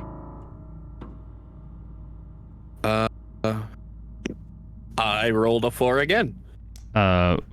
You Eldritch Blast this thing, and it just crumbles into dust. Is dead. 0 HP? Yeah, 0 HP. Thank you. So that's one skeleton dead, and it in its dying scream, it just falls to the ground, and the bones clatter everywhere. The broken head or skull just like sort of shatters into a few pieces on the ground as well. And that pops Dark One's Blessing, correct? Where's your correct? When you reduce a hostile creature to 0 HP, you gain 4 temporary HP. Yes. That is correct. Yep. Mm-hmm. I'll take that scream of yours. Thank you. That's One mine. important thing to note with that, Pharaoh. Mm-hmm. Temporary HP doesn't stack. That's cool. Just so you're aware. Mm-hmm. So how does it work then with, so say the next time I get hit, does it come out of temporary HP first? Yes. Okay. All right. On to Tusk. All right, fantastic. You said the one that we're standing in front of Drog and Azazel are both like directly next to each other? They are currently directly next to each other. Have they both taken damage? Yes, they have. Fantastic. Wisdom saving throw. Okay. From both of them. 11 and 10. All right, they both fail. So they're both going to take 9 necrotic damage. So one of them just literally disassembles and falls onto the floor. Just literally falls apart. Every single bone, bit by bit, just clambers to the floor with 0 connection. Ribs are everywhere. Jaw goes one way and skull goes the other. Like it's just gone. The other one literally disintegrates into dust. Like a puff of dust flows up into Drog's face and into his nasal cavity, and he coughs a little bit. I'm gonna glance sideways. I would like to note as well as a thematic little bit to it. Mm-hmm. As this happens, everyone hears a bell, like just a deep bell off in the distance. Gong. Hey, that's gonna cause Azazel to just like stop at whatever he's looking at or doing. Look. Vane is visibly impressed. Looking for the bell.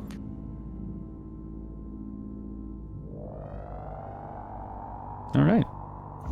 Yeah.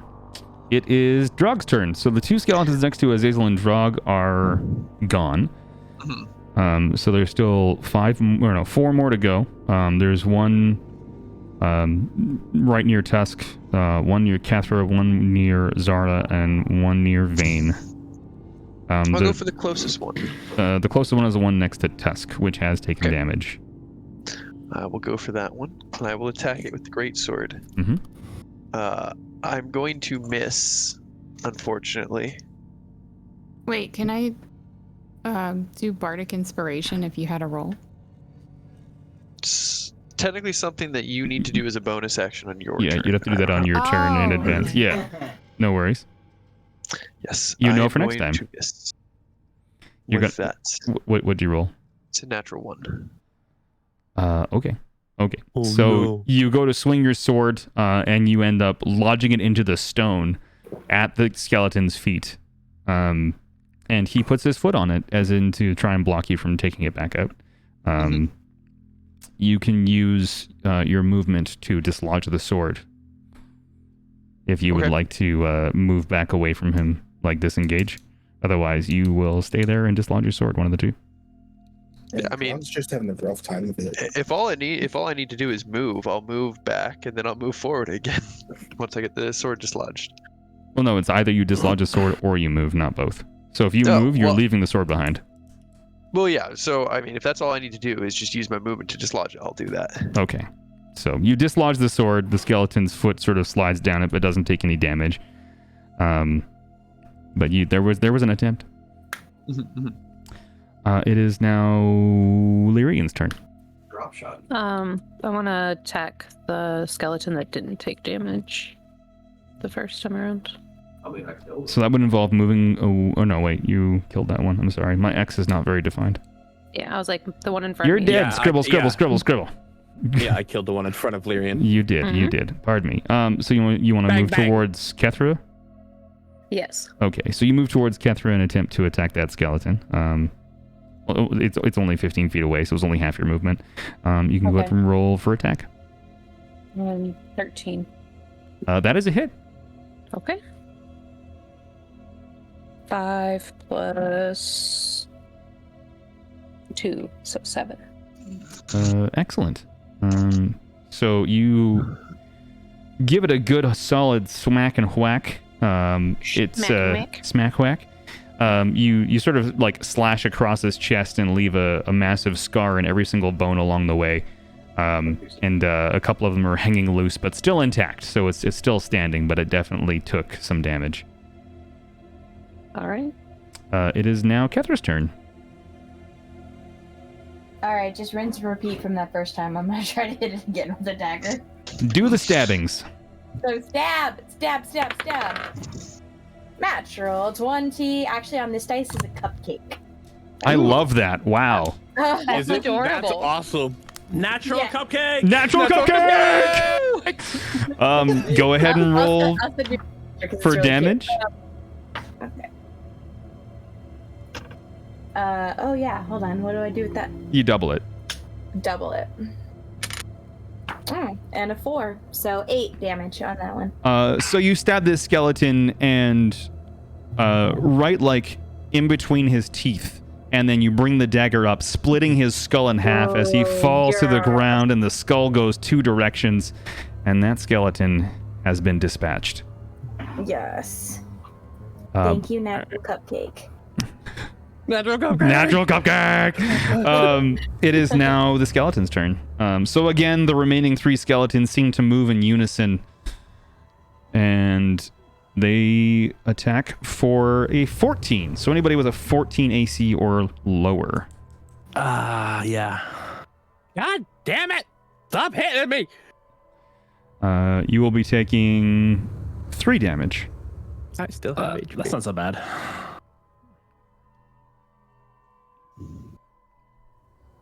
Go ahead and resolve your damage. Everyone's good?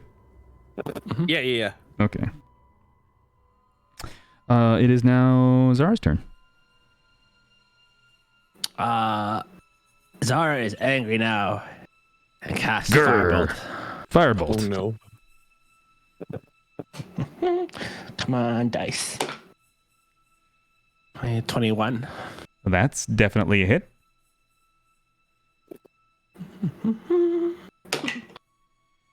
Oh my god, 1 damage. Okay. So you cast Firebolt, and you definitely blacken his right forearm that's holding the sword. And he motions as if he's laughing at you because all you did was make s'mores.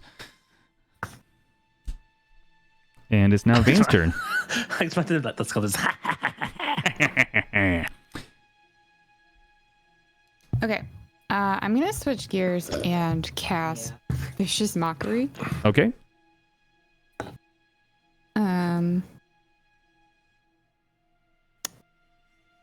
at the one that's closest to me. Mm-hmm.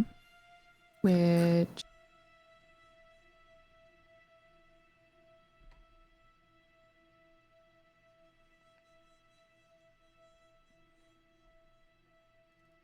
Let me see what your saving throw is.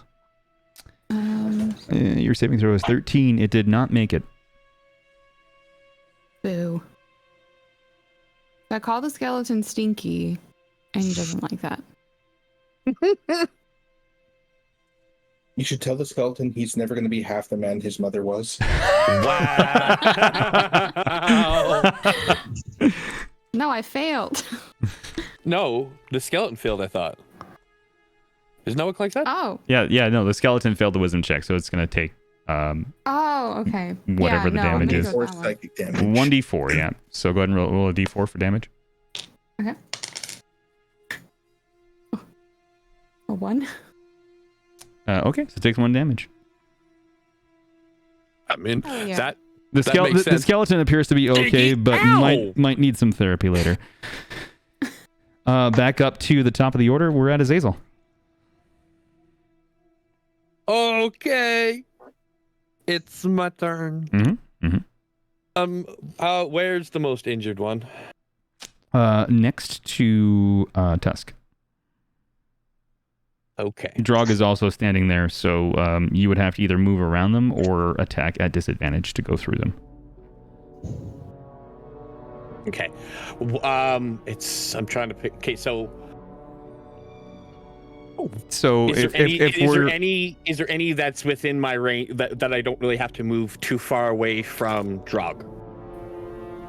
Just the one next to Tusk. The one next to Zara and Okay. Vayne are like kind of across the room from you at this point. Okay.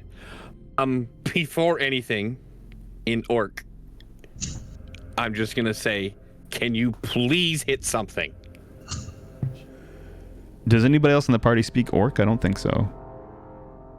Doesn't. Jarg's gonna respond with the first one that he did hit. He's just gonna point at that one and shake his head.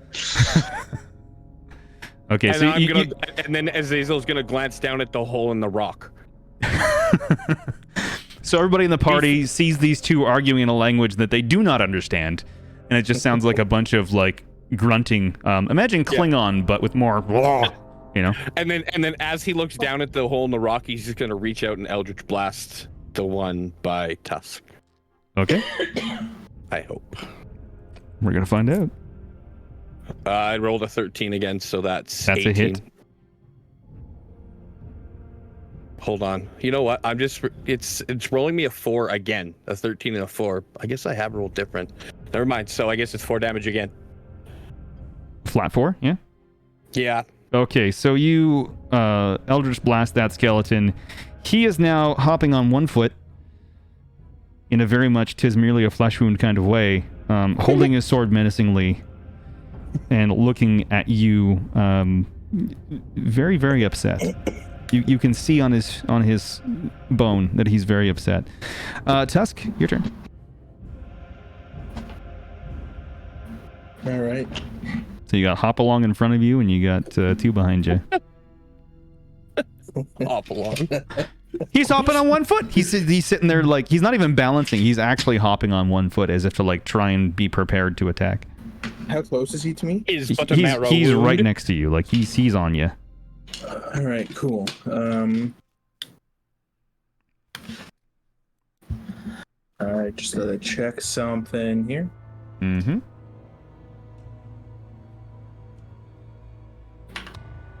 I need it to make a Constitution save. Okay. As I mutter a single word in Draconic under my breath. 4. Cool. He's gonna take 5 radiant damage from Word of Radiance. So this skeleton just crumbles into dust as well. On the way down, he's just his sword clambers onto the ground as he's just like, you know, Thanos snap level disintegrated, just gone. And it's on to Drog. Okay. so another skeleton's been destroyed, so I guess I'm just gonna go to the next closest one. That would be the one next to Vane. All right, I'm gonna walk over to that one, and I'm gonna. That took all of your movement to get there, just so you're aware. Yep. Okay. And I'm going to attempt to smack that one. So that is a 13 to hit. Yep, smack away. Okay. Wow. Really shitty damage. 8 damage to the skeleton attacking Vane. Okay. So you smack that skelly real hard. And I say in Orc, are you happy now? You lop off the top of his skull. So he's literally missing the cap of his skull, but he's still vertical. And looking incredibly worse for wear. He's staggering. He's kind of like trying to keep his balance, moving back and forth, but he's still vertical. Okay. All right. That's all Drog's got for this turn. Lyrian, who is standing next to Kethra. All right. How many skeletons are remaining, and where are they? 2. One next to Zara, and one next to Vane and Drog. Can I reach the one that has the most HP remaining? You can, in fact. I'd like to go to that one and attack that one. All right, you are next to it. 16. That's a hit. 4 plus 2, 6. All right. So you knock out the majority of its ribs on the left-hand side, and it is barely being held together as it stands there menacingly staring at you for doing that terrible thing you just did. It is basically held together by the collarbone, and then like the spine essentially is sitting there with the right side of the ribs just kind of like hanging. Okay. You need yourself rest. I'm gonna make my science shut up and just mute myself. I'm done. Listen, I'm just describing what I see in my head. I don't care if it's anatomically correct. All right, just deal with it. You know, I work with bones, right? I understand that. Just let it happen. They're magic bones. They're magic bones. You don't work with magic bones. Sorry, what was that? Do you make bone dart? You make bone darts? No, that'd be much cooler than what I do. I just get to take pictures of bones. That's funny. It is Kethra's turn. She takes pictures of bone darts. I would just like everyone to be made aware that inside all of us, there's a skeleton trying to escape. It's true. And that full of bone darts. And the best part is we are inside that skeleton. It's true. Yep. Love to be able to sleep tonight, you guys. No. I just would love to be able to do that, and now that's just not going to happen. So thank you for We've that. been over this. We're here until noon on Monday. Yeah, Oh what's my God. sleep? Can you explain that to me? No idea. Oh, honey, I've tried. Okay. So Catherine's gonna kind of look around and realize that everybody's kind of got this, so she's gonna hide. Okay, roll for stealth. Okay. Fuck this shit, I'm out. Yep. 18 plus 5. You are the knight. No one sees you. Goodbye. Darkwing Duck. Yeah, exactly. Yeah, you hide on the other side of the statue, away from everybody's prying eyes. Nobody saw you go there. You just zip behind that statue and disappear. Sounds great. Lyrian turns around and you've disappeared, and he is utterly confused as he and Zara stare at the skeleton that is in front of them. Perfect. And it is the skeleton's turn again. So there's a skeleton attacking Lyrian because it just took damage, and then one attacking Drog because it just took damage from him. So you two are in the sights. Again, they move in unison as if controlled by something who doesn't understand. That is going to be a miss from both of them. They both swing as you start to understand their movements and patterns. You see one moving with the other and just sort of shrug your shoulders to the side to avoid the slicing down action of their swords. Figuring it out. Wait, is the one near me gone? Or is it still there? Well, you're standing next to the one beside Vane, so you're Okay. Yeah, you're over there. So that one is attacking you, and you and Vane are next to it, and then Zara and Lyrian are next to one that's just south of you, essentially. If we were to have directionality like that, and they are fighting that one. I just look at the skeleton that tried to attack me and scoff at it, like. Get out of here.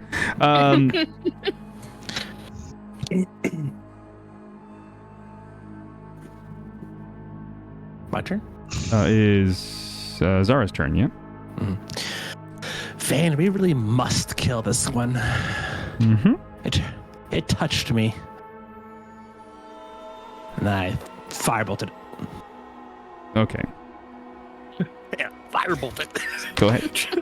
Do the thing. No, crazy as fuck, real quick. Well, I rolled a 1. Oh no. Okay. Lyrian, dex saving throw, please.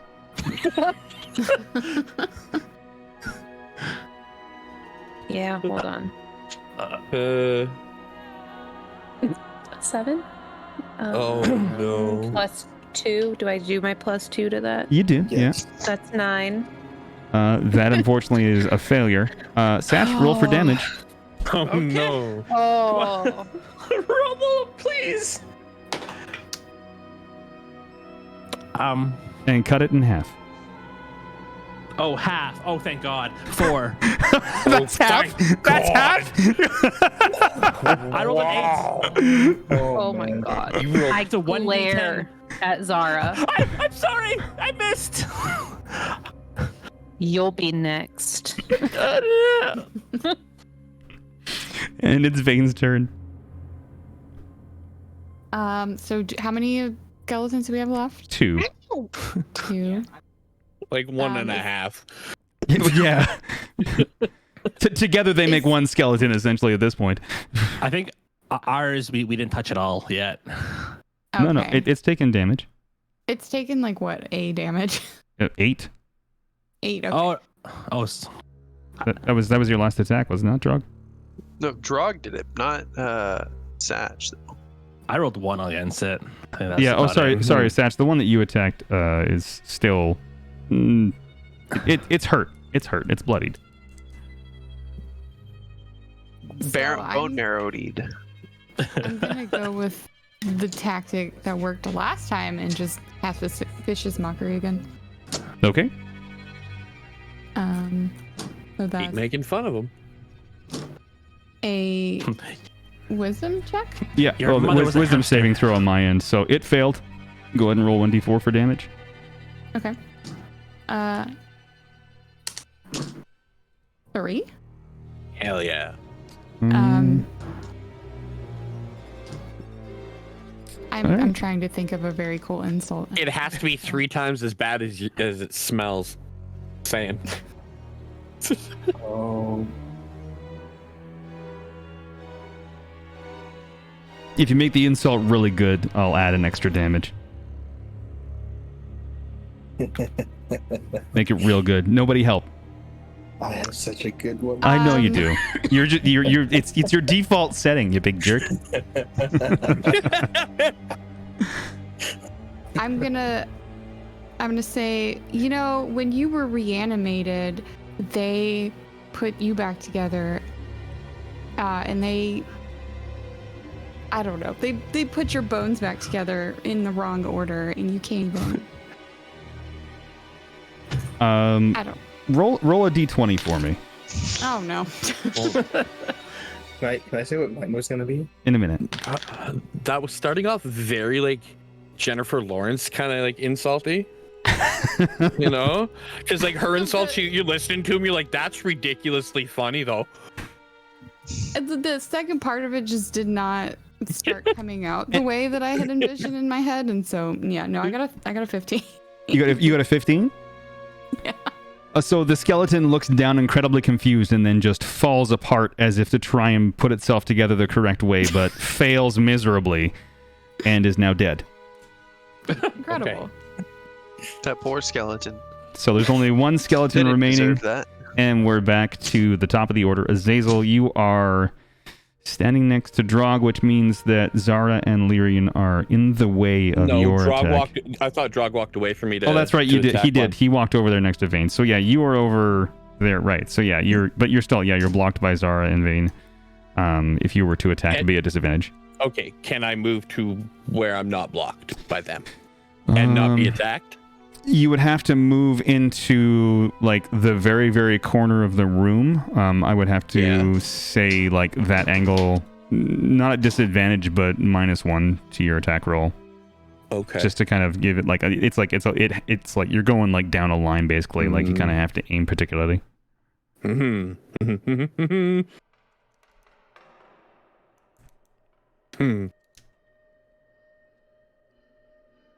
Okay.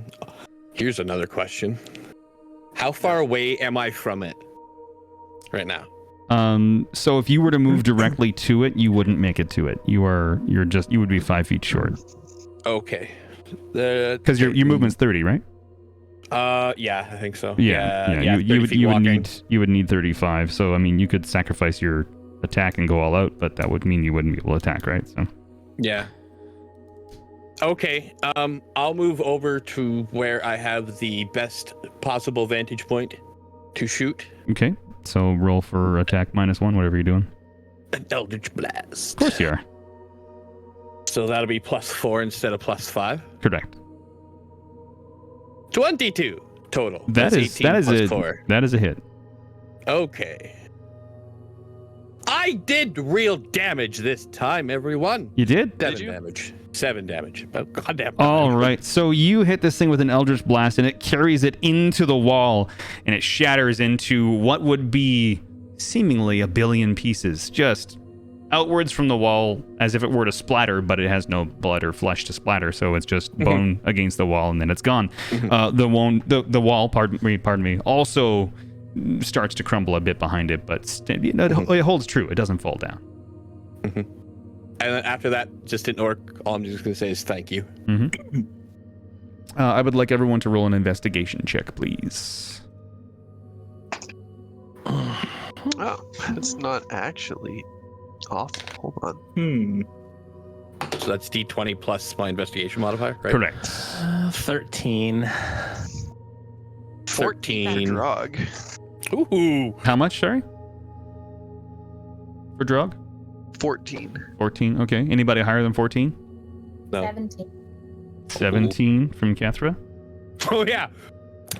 She's already been scoping this shit out, hiding from behind the Yeah, right. From behind the statue, just like, all right. Yeah, actually, you know what? That'll work in this situation. So, Kethra got a 3.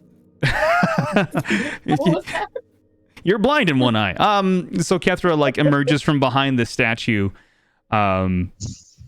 and as you defeat the last skeleton, you see a key hanging from a hook on the wall next to the hatch that you glance past. It's covered in dust and debris, almost the same color as the wall, so it would have been very easy to miss.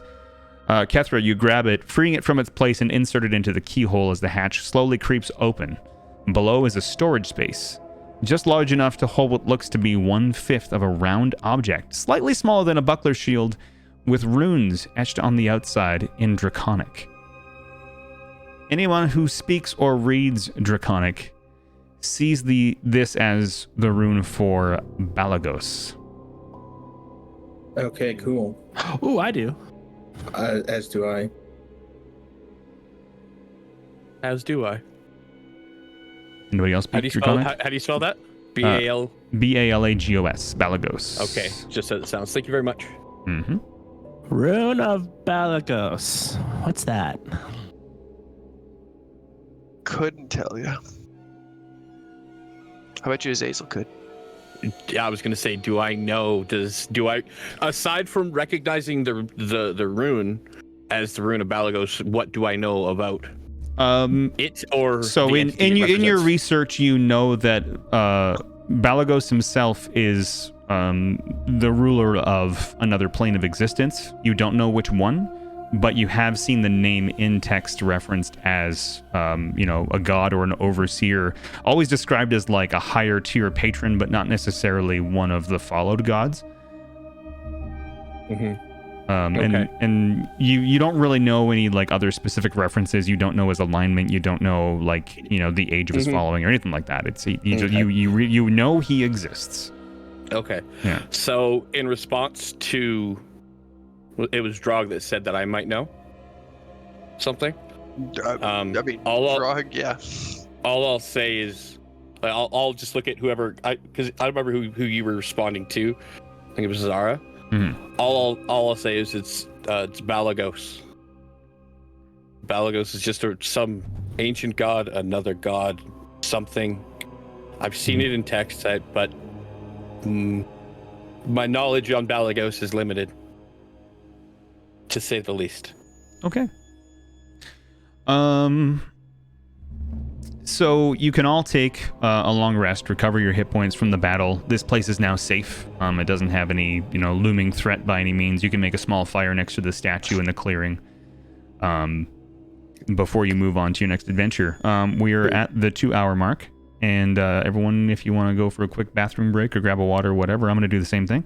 Hold on, before you guys go, in my chat, Arcane just goes, I wonder if Balagos is a real baller of a ghost. Well, enjoy your break, friends. No, I don't think I will now. Oh. All right. Now that I've been forced to endure that, it'll be okay. So, for chat, I'm gonna switch. I was gonna tell the skeleton that he needs to drink more milk because his bones look weak. Ooh. Blah, blah, blah, blah. Yeah, I'll see you all in a few minutes. What?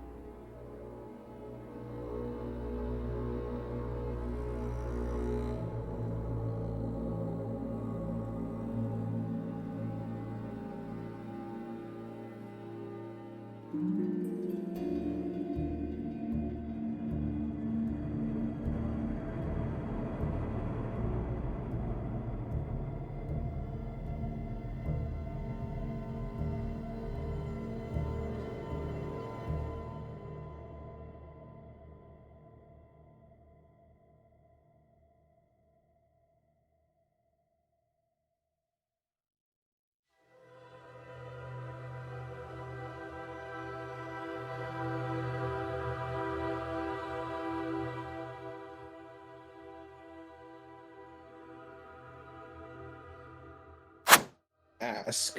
Mm-hmm. So far, out of all the characters, what would you like rate them as far as like how evil they actually are based on how they've acted? So you straight up ate a guy.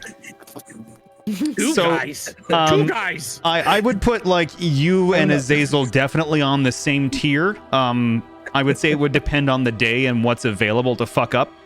Would determine who's the more evil one. But it's definitely the two of you for sure. Has Azazel done anything really evil yet, though? Well, I'm just going off the character sheets and my knowledge of who the characters are. Break someone's arm? Based off of what's happened so far. No, that was Drog. Yeah, that was Drog. I did not break. Azazel couldn't break somebody's arm. If we're going off of what has happened so far, Tusk is easily the most evil character. But I mean that could change. You never know. I mean, it isn't like evil, but then there's like. Zara burnt down an entire inn because she's just a firebug. I mean that's not that's nothing new. I did say it spread to multiple buildings, so I might have burned down all the Baldur's Gate. You burned down the majority of South Side Baldur's Gate. Like it's. I guess Zara just basically said fuck the poor people. Pretty much, yeah. She does look like she would say that. It did like it reached the inner wall, but it didn't go across the river, so it was just that one section of the town that was burnt. But it was from wall to wall, like the whole thing is cinders at this point. Right. Yeah. You can from where you are above the trees, you can see a plume of smoke in the distance, and it is black and. As you were walking away from the town, you could hear people screaming. Like if you were a good person, you'd feel bad about what happened, but you're not. You know what I just realized? That means that all of that work that Tusk put in to make Stubby, all for naught. Yeah, he's gone. He died to a fire. Yeah, but he had no idea he died because he's. Nobody got to see your handiwork, and that is so sad. He did. He had the knowledge that he was Stubby. Yeah, he knew he was Nubs before he died, for sure. Like, he woke up as he was being burned, very like Anakin Skywalker style. Oh, God. More gone. He's going to come back later in the story. He's like half mechanized. Yeah. You do this to me. He's just like riding a mechanized steam-powered wheelchair, and he has a steam-powered spider. Wait, that's a movie. Oh, God. That's Wild Wild West. It is. Greatest movie out there. Fantastic movie. It's a breath of fresh ass. I mean, a breast of fresh air. I mean... Uh-huh. Uh-huh. Those are lines from the movie in case nobody knew that. Anyway, back to what we were doing. On to the adventure. It's such a good movie. So you guys have a nice long rest here. It is still the same day because you left at dawn, so it's kind of like almost midday at this point. And you're comfortable, you're healed up, so back to full HP. And then if how you does that work with the do I just maintain the temporary hit points I have? If the spell doesn't describe them dissipating after combat, then you keep them, I believe. Yeah, for the most part, unless there's an explicit limit on temporary hit points, they theoretically last forever. Yeah. Okay. So just as long as I have them, they don't go away. I just can't stack them. Cool. Yeah. Thank you. No stacking, and obviously, you can't gain more. And once they go away, they're gone until you gain more. Until I gain more again, yeah. Yeah, technically you can gain a new iteration of temporary hit points. So like say you get another iteration, you get max. So I should have gained another iteration with that last kill then. I should have 4, not just 1. You could theoretically have a new well, so it wouldn't stack. It's just if you got it would just refresh it would be replenished, yeah. Yes, if you get a source of temporary hit points while already having a temporary hit points, you get to replace it with the higher of the okay. Mm-hmm. Okay, yeah, I wasn't aware of that so can I add those 3 temporary hit points? Yeah, go for it. Yeah. You're technically supposed to have it. I mean, it's a Yeah. Yeah, I you didn't know. got the kill. You're Because I'd supposed to asked- have them. Yeah, because It's I'd a asked you Lance and I made was making thing. sure, because beforehand he said that and I clarified, so that's why I didn't ask them or add them. So okay, now I know. Thank you. For sure. So now we are moving away from the Cloakwood. Again, you all feel this little bit of a pull to continue searching the area, and it is pushing you eastward to the Wood of Sharp Teeth. Unless a feature that grants you temporary hit points has duration, they last until they're depleted or you finish a long rest. Okay, so it is long rest. Oh, it is long rested. Okay, so they're gone then. Yes, they're gone. Yeah. Cool. Thank you. Thank you for looking that up, Lance. While we're walking, I want to trip Zara. Athletics. Roll d20 plus athletics. Both of us? Yeah.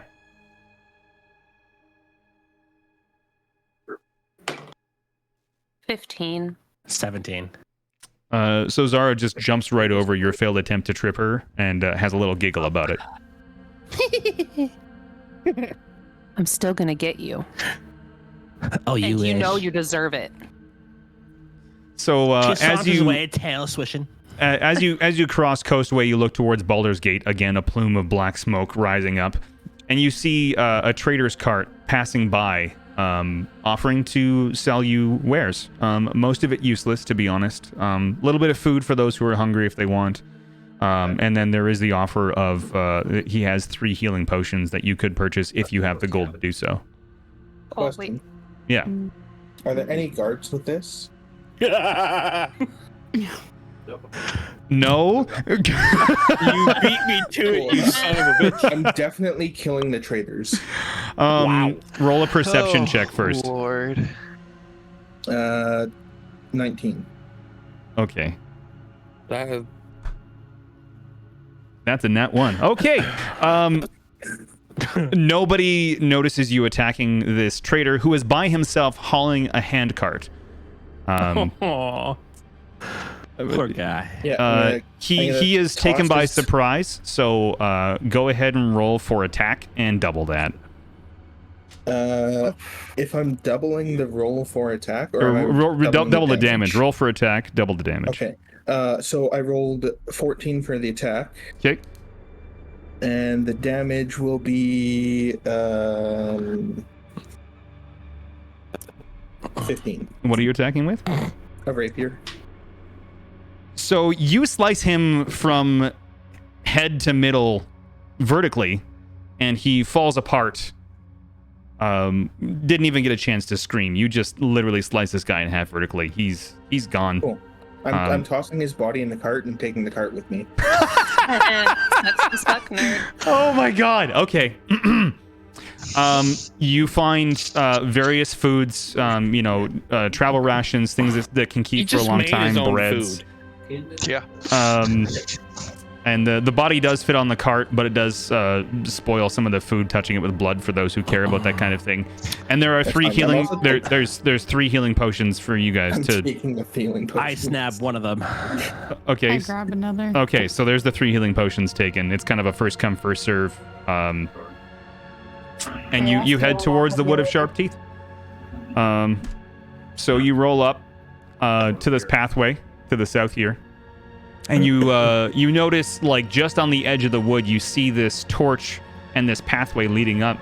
And so you take your cart up towards the pathway, and you sort of park it in the trees, just like this one here. This will be your cart for the time being. You come across a home of mud and thatch, a fire long gone out in front, a cooking pot tipped over and dented, one handle is missing, you can't seem to see the lid anywhere, and I would like everyone to roll perception. Cool. I want to make it known. I am holding the guy that I killed's arm right now and like just eating it as we're moving along here. 3 for Drog. 24. 21 perception. Okay. I got a nat 20. 15. Okay. So did anybody get less than 14? I got 0. I got a 9. What? You got 3. 0. I have -1 to perception, and I rolled a nat 1. So you are like over here in these rocks, just looking for berries in the rocks for some reason. Why are they not growing? And sorry, who else rolled less than 14? Drog got a 3. You're searching Bane with got a her. 9. You're both looking for berries in the rocks. Mm-hmm. There's like trees and Berries and mushrooms there, but cream, you're berries and specifically cream. looking for berries. Hey, wait. Everybody else next to the hut, you hear a giggling inside the hut as many higher pitched voices sing in unison in the common language, off key and grating against each other. Oh, good. Check 1, 2. Okay, that worked. Oh no. No, welcome in the woods where everything bites. The wind and the rain and the sleet just might. And all the creepy creatures will give you a fright. No, welcome to the woods where everything bites. Followed by more giggling. What? Horrifying. In the chip. Oh no. As everything Rat is gonna eat everything. I'm not wrong. I do like. as suddenly as the singing stops, a loose-skinned, tall witch of a woman comes crashing out the door, swaying back and forth, wearing a long black buttoned-up coat, loose-fitting leather boots, and a long droopy peaked hat, much like a witch, but deflated somehow. Swaying Is back this and 3 forth. kobolds in a trench coat? Let me better finish. be. Swaying back and forth, dancing and repeating the song over and over with intermittent giggles. Her eyes look hollow. Her skin looks pale, almost blue. When she sings and speaks, her mouth seems to move very little, or not at all, depending. And the stench from the house seems to emanate from the door, but the odor is also attached to her. The woman throws a rock at Drog, who's over in the rocks, but manages to peg him directly between the eyes. Ooh, she beat my 15 AC. How dare she? I know, it was a really good throw. And if I may control your character for a moment for the sake of cinematic interest. Yeah, the rock strikes Drog between the eyes. Drog goes into a full rage. So you're in rage now. Okay. Drawing his greatsword and slicing at the woman, skipping any initiative order that we would have had, but we didn't have to have one because your perception was high enough. Slicing the woman in half with ease. Too much ease. She comes apart at the middle, top going one way, bottom going the other, as if they jumped apart before the sword even pierced the skin inside the coat. Out spills 10 goblins. Damn. That's right. This was 10 goblins in a trench coat dressed as a witch. They had you discern from what happened is they killed the witch, hollowed out her skin, and started wearing it. Sure. Visually speaking, that's kind of what's happened. So you got a whole bunch of goblins, basically all over the place. So instead of drawing myself a picture, I'm just gonna do. I accidentally sold my soul. 10 goblins. Okay. Roll for initiative. It has to be better than my perception. Tusk got 14. Okay. Zara got Bane 6. Bane also got 6. Who has a higher dex? Vane, probably. 100%. 14. 10. Nice. Drog got an 11. Okay. Zazel got an. Zazel got what? Sorry. 9. 9.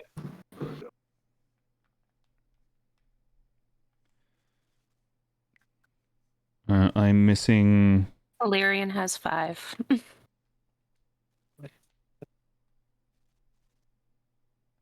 And Kethra. 11. 11.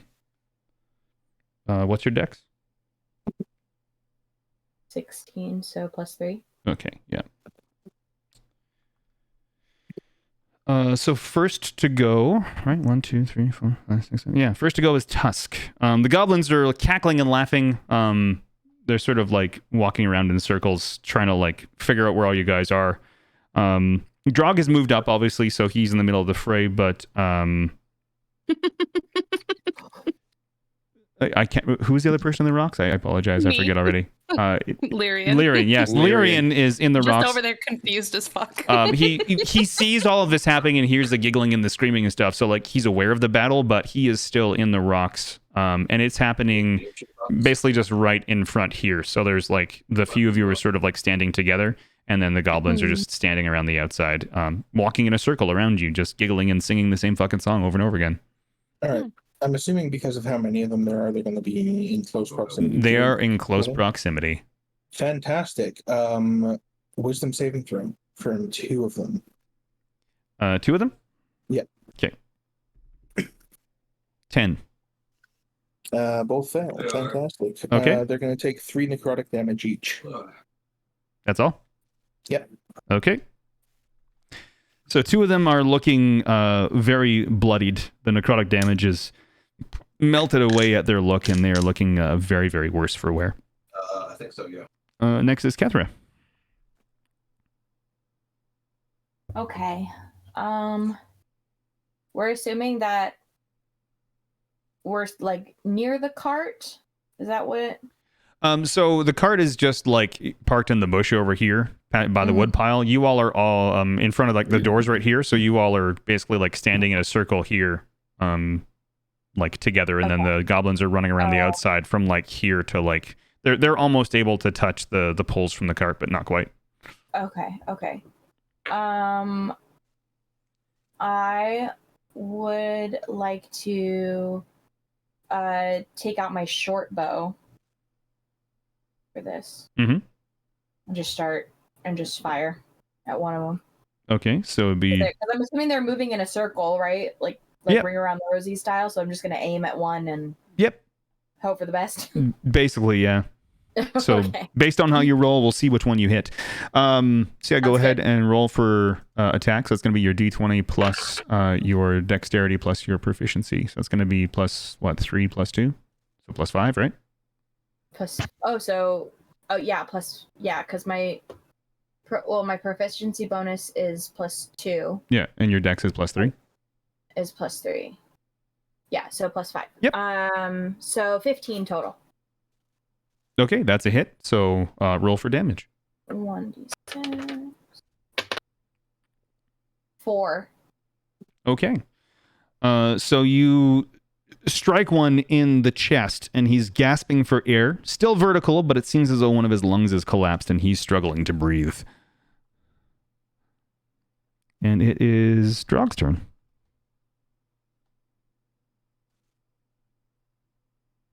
Okay. The nearest goblin. Mm-hmm. I'm going to try and behead it, because that is what Drog does. He hits things with a big sword. So because they're all so close together, and you're going specifically for a beheading, if you... Well, I mean, I'm just going to hit it realistically, like... Yeah. I'm going to add some flair to this. If you get a crit, you get to attack 2 of them, because they're side by side. Ooh, fun. I did not get a crit, but I got a 16 to hit. Roll to hit. Or I mean, roll damage. Pardon me. Roll damage. Hey, finally, that's better. 12 damage. Wow. Okay. Oh wait, I'm raging, huh? You're raging. Yes. Yeah. Yes, 14 you are. damage. Oh shit. So you swing directly at this goblin's head. He's dead. Just to start to clear that up. His head goes flying off into the woods. Like it zooms over here, like into the bush. It's fucking gone. Oh. Can you go ahead and give me an intimidation roll? I can certainly do that.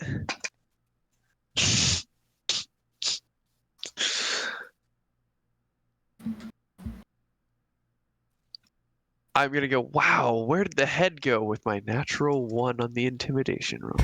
I'm just staring off after the head. I kind of like look.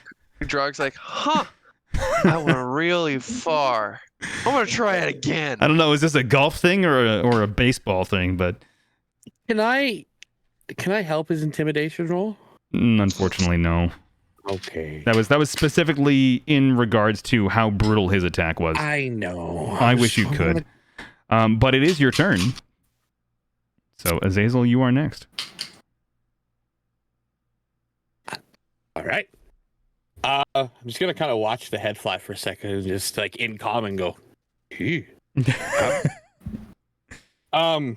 Meanwhile, Draga's just like, "Rah!" Oh, all right. And then the one is the one that Kethra attacked in my line of sight. Like, is there anything in between me and it? No, not right now. Eldritch Blast. Is that an actual site? Oh. That's my website. Yeah. Oh yeah, that's an actual website. So I'm gonna Eldritch Blast it. Okay, go ahead. A 10. I rolled a 10 with the +5. It definitely dodges out of the way. Okay. It's struggling to breathe, but it manages to dodge your attack. So you should feel bad about that. I do. It is Vane's turn. I'm gonna keep doing what works, so I'm going to do Vicious Mockery. Okay. Again. At whatever's nearest to me, if there's one nearest to me. Yeah, they're all relatively close to you, just running around in a circle and jumping over the one that doesn't have a head anymore because they're just like, we didn't like that guy anyway, you know? Fucking goblins, right? Yeah. Fucking goblins. Fucking goblins. That's the guy who plays the goblin in the other campaign. Wisdom saving, I guess. Yep. That's a fail. So I point to the nearest one and I'm like, the most useful thing that you're ever going to accomplish in your pitiful life is to become a corpse like that guy. Roll a d20 for intimidation.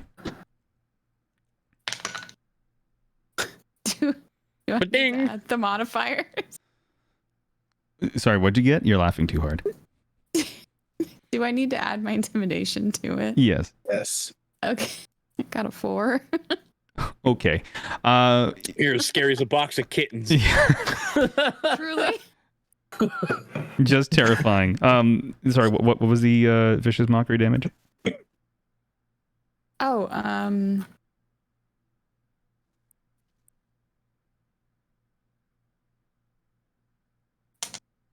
a 4.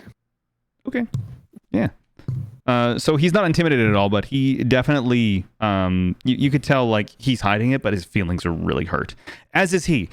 Zarla. How many of them can I hit with a cone? Is it a 15-foot cone? 15-foot cone. 4. Okay, yes. I use Burning Hands. They need a dex savings throw. They gotta beat 12. It's a nat 20. Oh, that'll do it.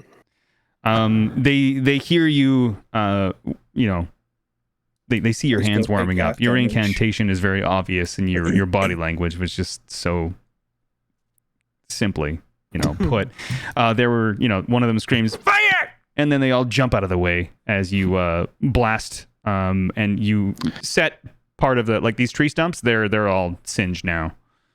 Oh, yeah. It says that the fire ignites any flammable objects in the area that isn't worn or carried. Okay, so basically this little area here, next to the rocks where Illyrian, who hasn't gone yet, is.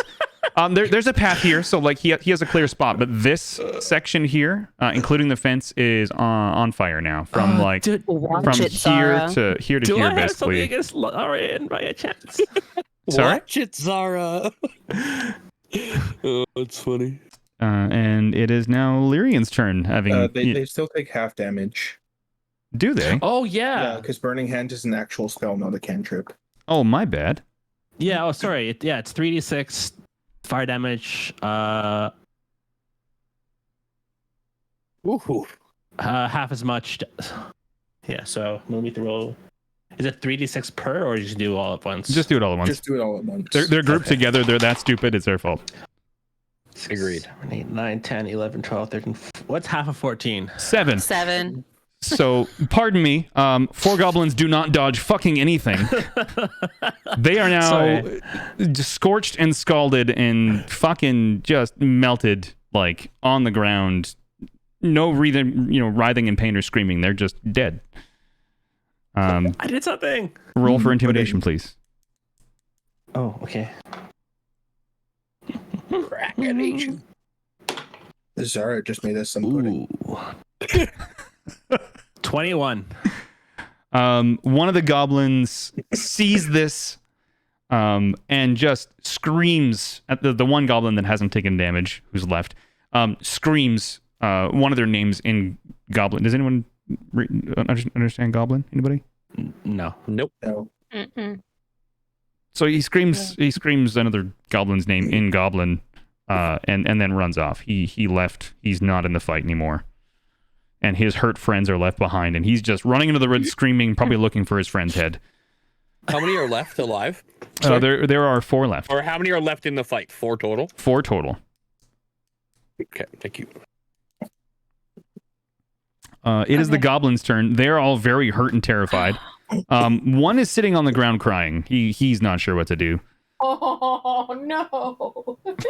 Imagine, a small green child sitting on the ground crying because his friends are dead and run away. Yeah, and Tusk is licking his. I really hope scales. that one is alive. 3 of them decide that they're going to take on the biggest person, which is Drug, because that seems like a great idea. If they can hurt the biggest one, then the rest of you will leave them alone, right? So they got a 15 to hit.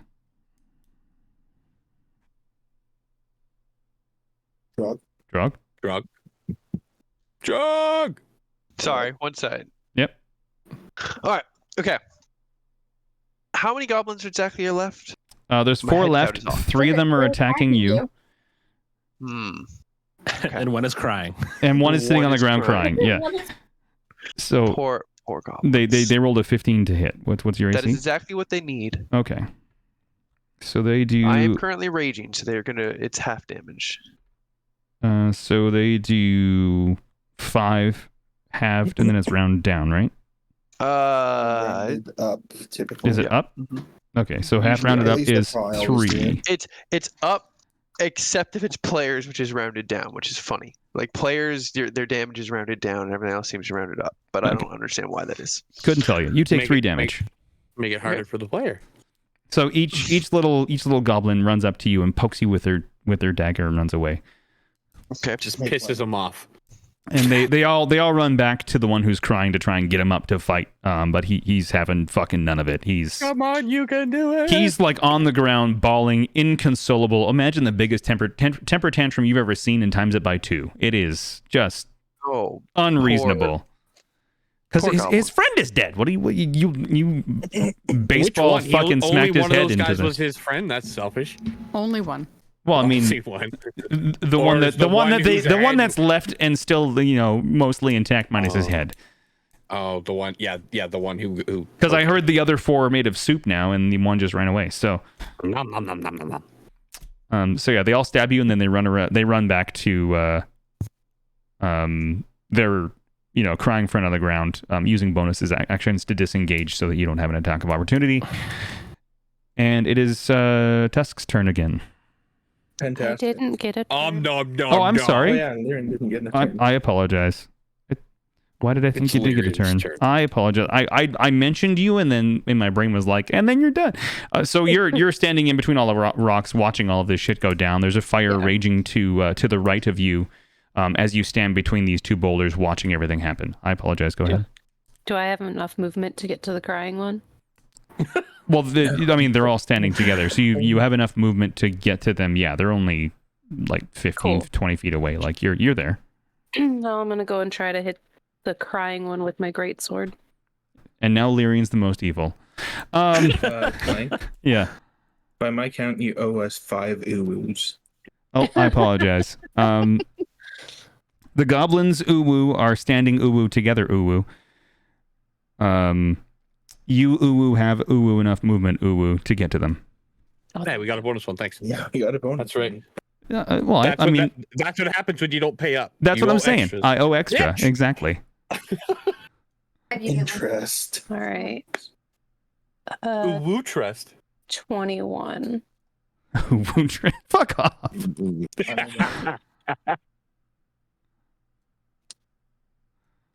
3, 5 damage. Nice. Well, sorry, what'd you roll for attack? 21. Oh, Jesus. So the one crying on the ground, you take the hilt of your sword and just cave his skull in. He didn't see it coming, but he screams sort of in pain as the eyes kind of bulge from his head and his top of his head caves in, and he is lying on the ground, blood gushing out, and he's dead. And his three friends. Do you want this one, lizard man? His three friends are very, very concerned and scared and angry at you. But they're staying to fight. They're not willing to be intimidated. They're here till the end.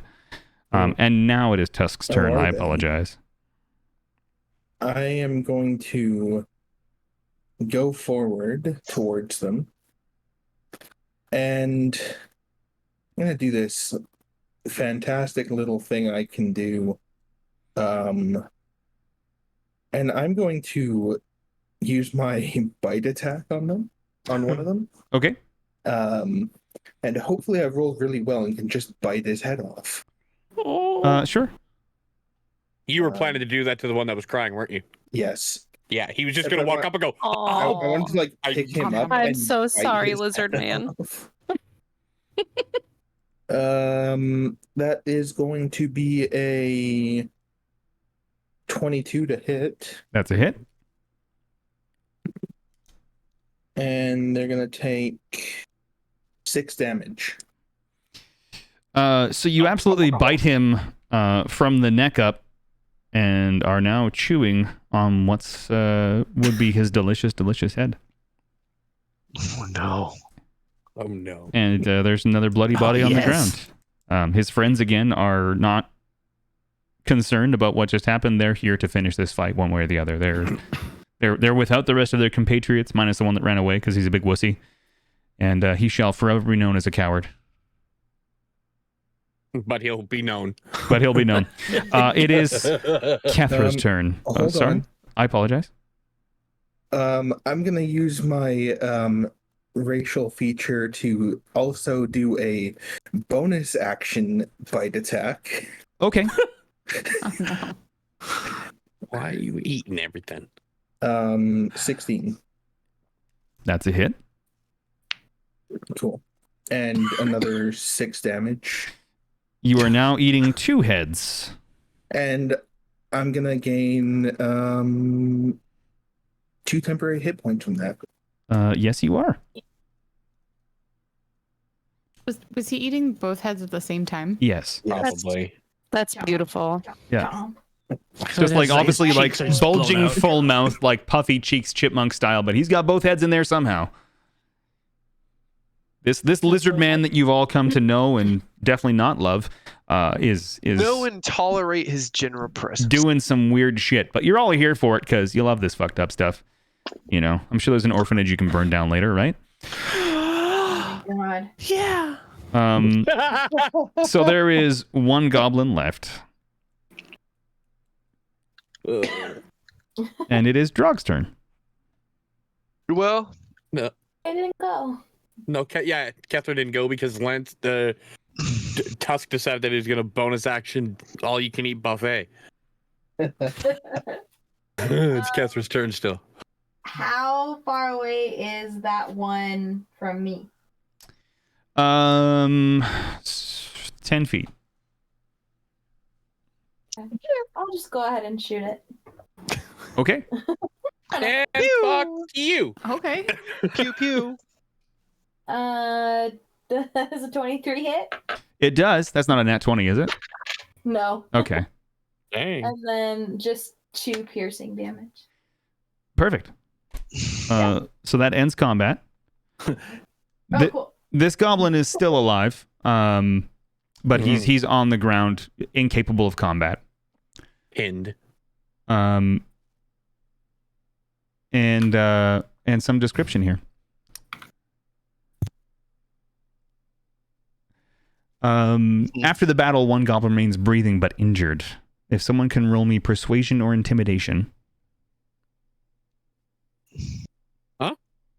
A group check? Sure. Yeah, anybody can roll persuasion or intimidation because we're done with combat. 20. Okay. I have a. We'll go with that one. Both of those, so not me. Well, we got a nat 20. So, Vane, right? Yes. Okay, so you step on his chest, pressing the bolt from the. Was it a crossbow or was it a? Was it a bow? So it's an arrow. Okay, so it's an arrow. So you step on the arrow as it digs deeper into his flesh. He screams in pain, and he tells you everything he knows. He tells you that they had killed the witch and dressed up in her skin to barter goods from humans on the main road as they passed with trading carts. They traded the witch's personal belongings for food, weapons, potion, gold, you know. But there's one thing that they could never get rid of. And then he swiftly dies. Oh no. Damn it. Azazel's gonna start fast. Azazel's can't gonna believe you left us start on the edge walking like that. towards the hut. Yeah. Okay, so you're going into search? Oh, Yes. Same. and I would like to grab one of the crispy goblins and offer it as a thing of friendship to Tusk. I will let you role play that out in a moment. So Pharaoh, go ahead and give me a investigation check. Okay. Or perception, whichever you prefer. I'll do perception. Sure. It didn't help me worth a goddamn. I rolled 8. That's enough. Total. That's enough. Okay, good. So you search the hut. Nothing's really hidden. These goblins were very cocky with their placement of things. So as you can see here, there's a table here. There's some like cabinets. This is a bookshelf here with some items on it. There's some shelves and stuff like that. The place is very well lit. You can see everything. There's some delicious looking cheese on the counter if you'd like to take that. What you find inside the hut, and it's up to you whether or not you want to tell the rest about most of this. You find 83 gold. And one How of much the beef? pieces of the artifact, so another fifth of this rounded artifact inside. That's the thing they could never sell or get rid of. And on it is a partial rune, so you can't really seem to make out what it says compared to the other piece that had an obvious writing on it. But you do notice that the two edges look like they would fit together. I don't know who's carrying the artifact though. We didn't really discuss that. So Okay. I will put everything immediately into my pouch if it'll fit into the scholar's pouch. yeah, it's a pretty big pouch. Yeah. So you have the gold in there. And did you want to take the cheese? Yes. It's a quarter wheel of the most delicious looking cheese you've ever seen in your life. The cheese I will not put in the pouch. The cheese I will just carry in my hand. Okay. Is there any other food or drink or anything in here? No, everything else seems to be probably pretty spoiled. Like obviously the stench in here is a bit much, but you can withstand Not great, it. yeah. Yeah, because Okay. being you're of draconic descent, right? So you're used to the smell of ash. Okay, I'll walk out. Where is Drog? I'm just gonna whatever. I'm gonna walk by. I'm gonna walk out and walk by Drog. Yeah. And casually walk by him, and I'm gonna toss the cheese towards him. Okay. I'm gonna catch it in my mouth. And in orc, slowly just say, "Here you go, big man. Be careful.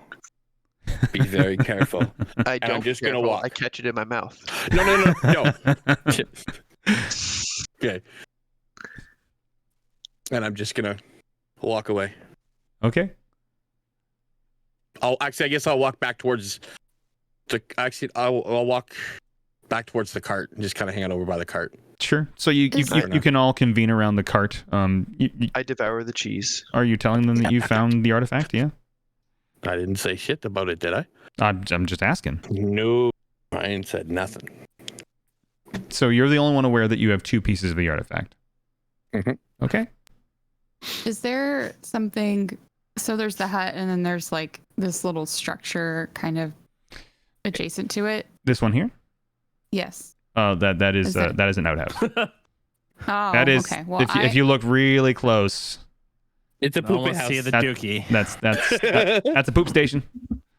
Fantastic. Never mind. You can go searching if you want, but I'm gonna say I just like casually was like looking and then discovered that that's what it was and then decided to leave it alone and go back to the group. Smart choice. It is overflowing. Yeah, it does not smell very good. Yeah. All right. So everyone convenes around the cart then? Mm-hmm. Are we gonna go back to the whole offering the crispy goblin? Yeah, go ahead and play that out. for this. Go ahead and play that out, boys. Yes, I grab it and bring up and like, hey, big guy, got you this. Cooked it just for you. The whole goblin corpse. Steak raw, not done. Ah, you gotta try it. It'll be delicious. Cooked is always best. No. All right, and I just throw it over my shoulder. Are you just gonna carry that with you? No, like over, like Oh, throw it. Not you like sound like you just like hoisted it on your shoulder. Well, this For is my new later. pet. Come on, This is my burnt meat. crispy. Hey, Dragon that Man. crazy. Do you want these eyeballs? And I hold up like the head of the goblin that I bashed in with the hilt of my greatsword. No. I'm Uh. He wants his Alright. own. And I just drop it.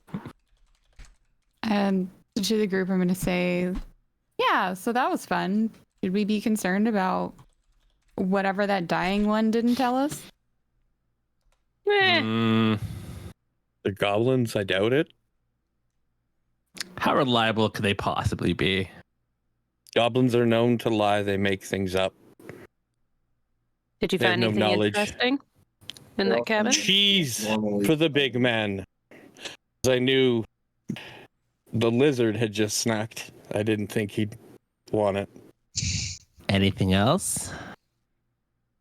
Nothing else. Cheese. I don't. Drog is gonna stand behind Azazel and just look at everyone. Very protective, standing behind Azazel. I'm gonna With his lock great eyes with sword. Drog. Partially they out of its sheaths. Was it good cheese at least? The best cheese. The best cheese. All right. Drog and Tusk are having like an anime stare down right now. They are. I feel like they're having like a Brokeback Mountain thing. Drog is gonna stare directly into Tusk's eyes and lick his lips.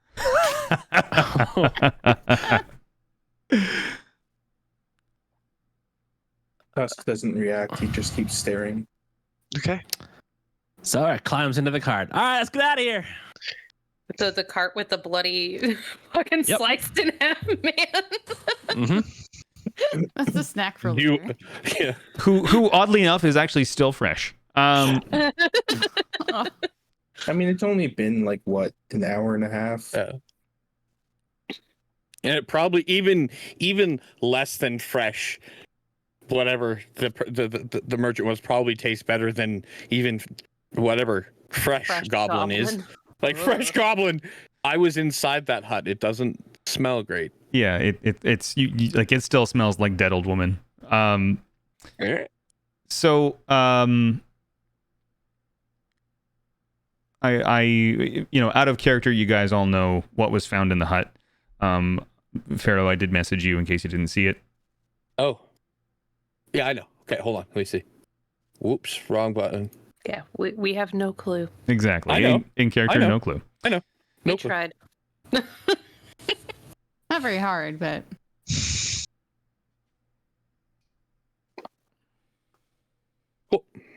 we do know that Ways he's of figuring that carrying out. the other one, right? Well, I don't know. We never really. We don't know who's carrying the. Yeah, we first never one. we never decided who was carrying it. The only thing was I was asked about the rune on the artifact because it everyone was said roll a that D20. that if, Yeah, I was just say. yeah, okay, You should just roll Yeah. d20s to figure out. who's- easy enough. Yeah, let's go ahead and do that. Highest roll determines who. I am not 15. carrying it. 8. Thanks for the sub, dude. 5. I rolled 9. So who said 17? Vane. Then Vane is the one carrying the other piece. Give me that shit. Okay. In response to that, Pharaoh, for my message. Disregard. Yeah. Disregard. Disregard that. Yep. Absolutely. My character does not know it. Okay. So, as you exit the Sharp Woods and heads towards the coastway, you notice in the distance a large, very tall, because it's clear shot basically visually. You notice a large, very, very tall castle-looking building. The magic users in the group recognize this as Candlekeep. And you definitely see, smoke, not black-looking smoke, so it appears to be purposefully lit and contained, lighting up. And you can see on the road in the distance, you can see carriages, lots of carriages heading towards Candlekeep at this point. It is not quite twilight, early, late afternoon, almost early evening. And the people on the road are shouting, with some semblance of glee. They're excited to be heading towards what looks to be Candlekeep. As a note, the fire in Baldur's Gate was also definitely intentional. That's why it was black. Yeah. It was a uncontained, burning everything in sight kind of fire. So yeah, maybe don't go back there for a while. Hey, they have no idea it was us. It's true. They definitely have an idea. They probably have an inkling that it was the strange people that weren't from there. They have no. And the one laughing as she ran away. What? Laughing and cheering. Oh, good. Okay. So we're headed towards Candlekeep? Yes. Wonderful. For some reason, on Discord, it's not showing the actual map. Yeah, it keeps switching back and forth. I thought it would be, but I can just... boop. There we go. I thought it was on stream, but I get... Or on... it does it on stream, it doesn't do it in Discord, because I'm capturing the window, not the... Yeah, okay. So anyway, sorry. As you exit the Sharpwood, right here. Sharp Teeth, pardon me. Along the coastway, you see people traveling towards Candlekeep. They all look very excited, joyous. Carts with lit lanterns, that kind of thing. Lots of horses. Are any of them passing near us at any point? You guys are back here, so you can see them on the road, but you're not close enough to And you said it's kind of twilighty, so it'd be difficult for us to be seen. It would be you could work your way that direction. You again get the inkling that your next stop should be over here. Fuck it, let's go anywhere but there. So the magic users in the group know of Candlekeep. It is the central library where all knowledge of Faerun, which is this giant map here, or at least as much as they can gather together, is held. There is tons and tons of knowledge. They also house important artifacts there. Magical weapons, things like that. Grog. Yes. Let's go. That's Candlekeep. The center of knowledge. I'm just gonna start walking. Plenty of books. I like books. All kinds of books for you, buddy. All the books. Books make good kindling. Do they taste good? Probably. With some barbecue sauce, right? I doubt it. How long will it take to get there? You can see it in the distance. It is walkable within maybe an hour. So you would get there just after twilight is moving into night. Okay. Are you still towing that handcart behind you there, Tusk? No. You're gonna leave it? I left it behind in the woods. And you guys took everything that was of value outside of Tusk's snack? Yes. Yeah. Okay. Making me walk. I'm gonna aim for one of those carts of traveling people because I wanna see if someone's got anything good in there. Mostly alcohol.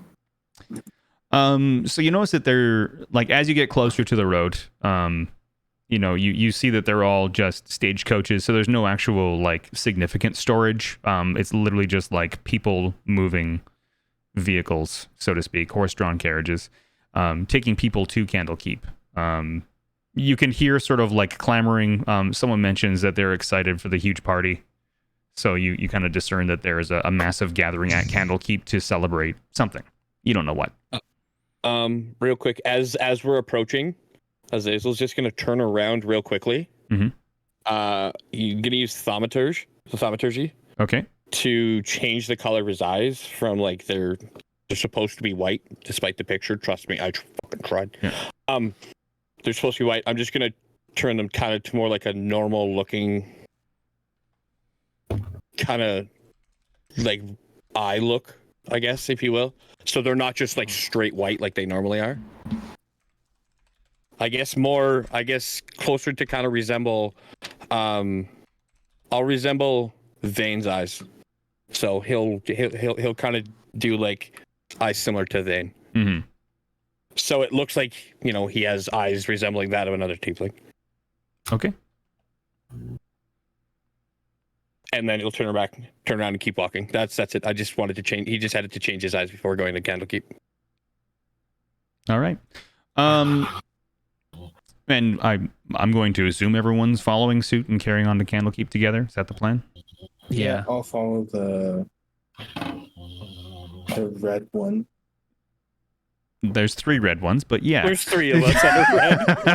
Yeah, exactly. And okay. The one that seems like he believes he's in charge. That'd be Azazel. Okay. Oh, Azazel doesn't think he's in charge of nothing. Azazel's going where Azazel wants to go. No. The way Tusk sees it, Azazel thinks he's in charge. Oh, I know. That's what my meaning behind it is. So you travel towards Candlekeep, and you arrive at the extravagant and well-stated entrance to Candlekeep. It is stone and marble with laced gold accents. The waterfall flowing from under the main keep is clear and clean. If everyone wants to roll a perception check. I got 14. I'm rolling like garbage now. 6. 4. That's with a +4. 3 for Drog. Let's go, Drog. Doing my best. We suck. 23. Okay. Okay. So you recognize that on the way to Candlekeep, you kind of like wrap around a winding sort of building. And I'm going to zip forward to the Candlekeep external map. There we go. So this is like the front entrance, but along the backside, you have like wrap around to get up to this section. There's also a waterfall that flows from underneath. Is this the front? Yeah, there we go. There's a waterfall that flows from underneath over on this side that leads into what looks like a cave, which is probably the main water supply that comes from the top of the mountain. And you can hear echoing voices from like deep within the cavern. It sounds like maybe laughing or something jovial. Sorry. What? Sorry? Nothing. Go ahead. No problem. So you hear people in the cavern, and then as you're like wandering past, you see like just in the distance that there's a stand, sort of like a market stand, and it says costumes $10 gold. What do the costumes look like? They're very like masquerade costumes. So they're like either like extravagant looking gowns, although they're not made of the greatest material because it's kind of just for the one night, or sort of a shirt and poofy pants, and then there's masks that come along with it. I run over there. Bane is also about this. So the for those who choose to, so again, you hear jovial voices coming from within the cave of the waterfall, and obviously you hear the party up above. Again, the magic users recognize that the main goal, and that's just so 2 of you, I think, right? I think me and Len. Technically, I am a magic user. Yeah. Oh yeah, you're a cleric, I suppose. You would definitely know about this. So the 3 of you, the 3 of you definitely recognize that there is something of value in the library, which is past the main ballroom. The 3 of you, plus Lyrian, in fact, although Lyrian isn't really like privy to what's in the library, but he's been here and knows the library is past the ballroom. So presumably the options here are to go in underneath through the waterfall or go above through the party after purchasing costumes. Party time. Third option. Party? Third option. Hold on. Third option. Sure. What if we just let Tusk do Tusk things and wander in there and cause a distraction?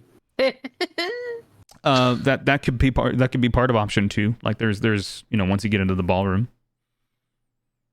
Yeah, I don't think any. I don't think any of the costumes are gonna fit a lizard person.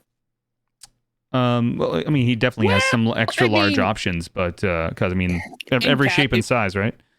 Yeah. How is Tusk gonna wear a mask for a masquerade?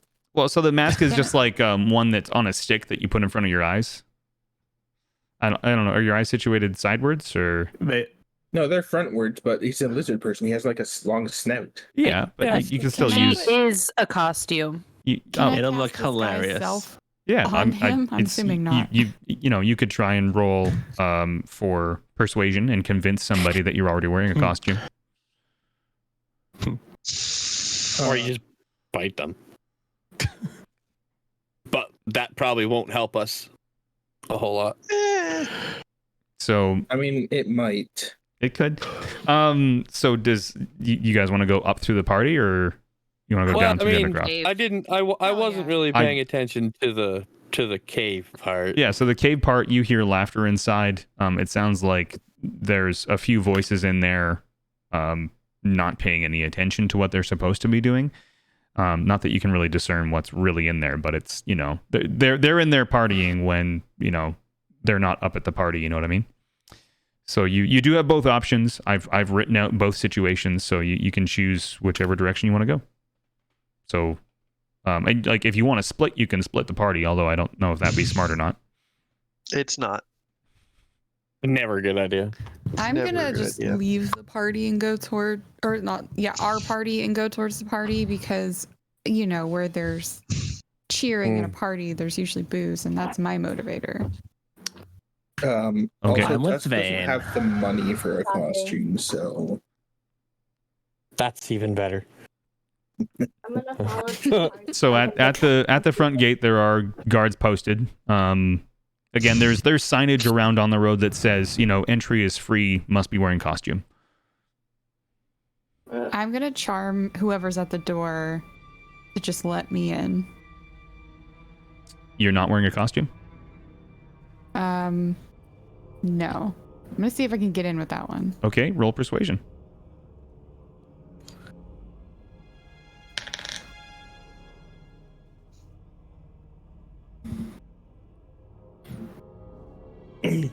Uh, 17. They recognize that there's an instrument. I don't know which instrument you've chosen, but you are proficient in and carrying an instrument of whatever type you'd like as a bard. Okay. Whatever you pick. They see you, that you have this instrument, and they say, "Oh, you're with the band. Go on in." Alright. I pull out my lute and I'm like, "Hell yeah!" And then I just wander in. I'm her roadie. I vouch. You got to roll for it, my dude. Do it. Persuasion. Come on, Zara.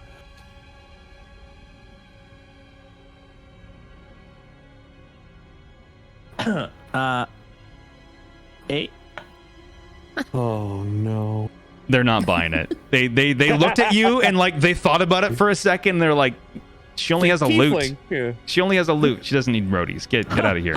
I was totally kidding. I'm actually a juggler, and I spawn I use, wait, is it thaumaturgy or? Yeah, I guess so.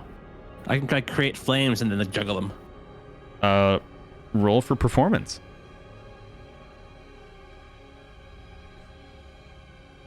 Barged in there, I love it. Fuck me. 7. Oh, you're killing it. They're impressed by your flame juggling. I'll let you do it.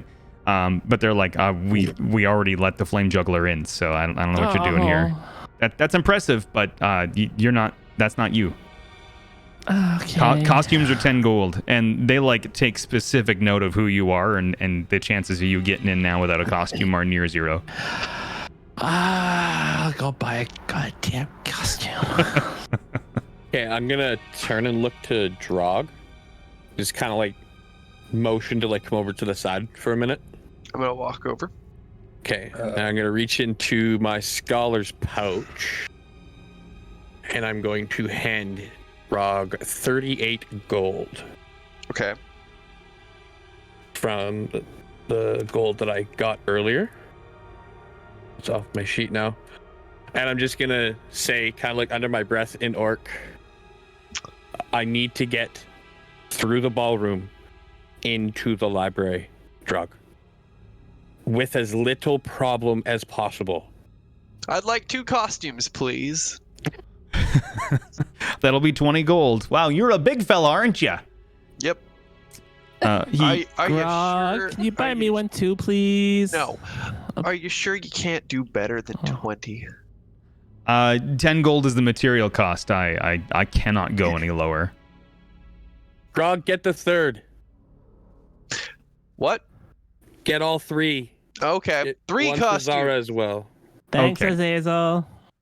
3 costumes. It's Azazel. Say it correctly, please. Thanks, Azazel. Oh. Oh man.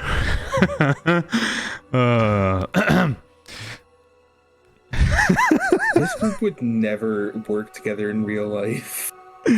No. Like if these people were to ever actually exist, it would never work out. At least 3 of them would have died in a fight. So the vendor hands you 3 costumes, and he says, "For the big fella, I'm gonna have to let one of these out. Give me a minute." So he's like, he asked you to give him 5 minutes to get the costume. Where does it ready? Does it need to go out to like go to the bathroom, or is it kind of like a letting into the yard? Your shoulders are far too broad to fit into this shirt. But so why does that mean you have to let it out? Like, That's what they where call it. outside would it be going? Oh my god. It's just a saying. Give me 5 minutes, and he just like wanders like back to his little sewing area, and he's starting to prepare a shirt for you. I turn to the rest of the group. All right, we need 5 minutes. How do I give him 5 minutes? Fire? Fire? Is fire equals minutes? I did not realize. No, So he, we have- he just wants you to wait. We have Azazel Drog and Well, my weight is about, I don't know, 200 Zara? something pounds. No. Wait, like time. Just sit until he's done. I sit down on the ground. So we have Azazel Drog and Zara, right, waiting for costumes. So and Vane has gone inside as a band member allegedly. So we got Cathra, Lyrian, and Tusk. What are you guys doing? I would like to steal a mask and sneak into the party. Yeah, you do. Roll for stealth at advantage because he's distracted. You're welcome. I think it was me. Yeah, I was gonna Natural 20. He knows nothing. You could have robbed him Natural blind. You 20. steal a mask Holy and fuck. you get 16 gold from the register. Oh, hell yeah. What about all the gold I just gave him? It's in his pocket. He hasn't put it in the register yet. It's fine. Damn it. He's pocketing the gold. What a thief. Lyrian, what are you doing? I'm going up to the guards and like, don't you know who I am? You let me in. I'm not wearing a costume. And they look at you ponderingly, not 100% sure who you are. Go with persuasion. Yeah, it's not going to go well. 8. Welcome to my life. That is above what was in my head. Sweet. They look at you, and then one of them recognizes, oh, you're Prince Lyrian. Oh my God. Please go right in. No costume needed. Please. And they they're like, please don't tell them that I, tried to stop you from going in, kind of thing. Like they hunch their shoulders to protectively, and they're looking very sheepish, like I'm sorry I didn't recognize you at first, kind of thing. And yeah. Damn it! I could have snuck in with Lyrian. Oh. And Tusk. Alright, I just waltz right You in. can pay back that 10 gold if you'd like. Nah. Curse your horns. Tusk, what's your plan?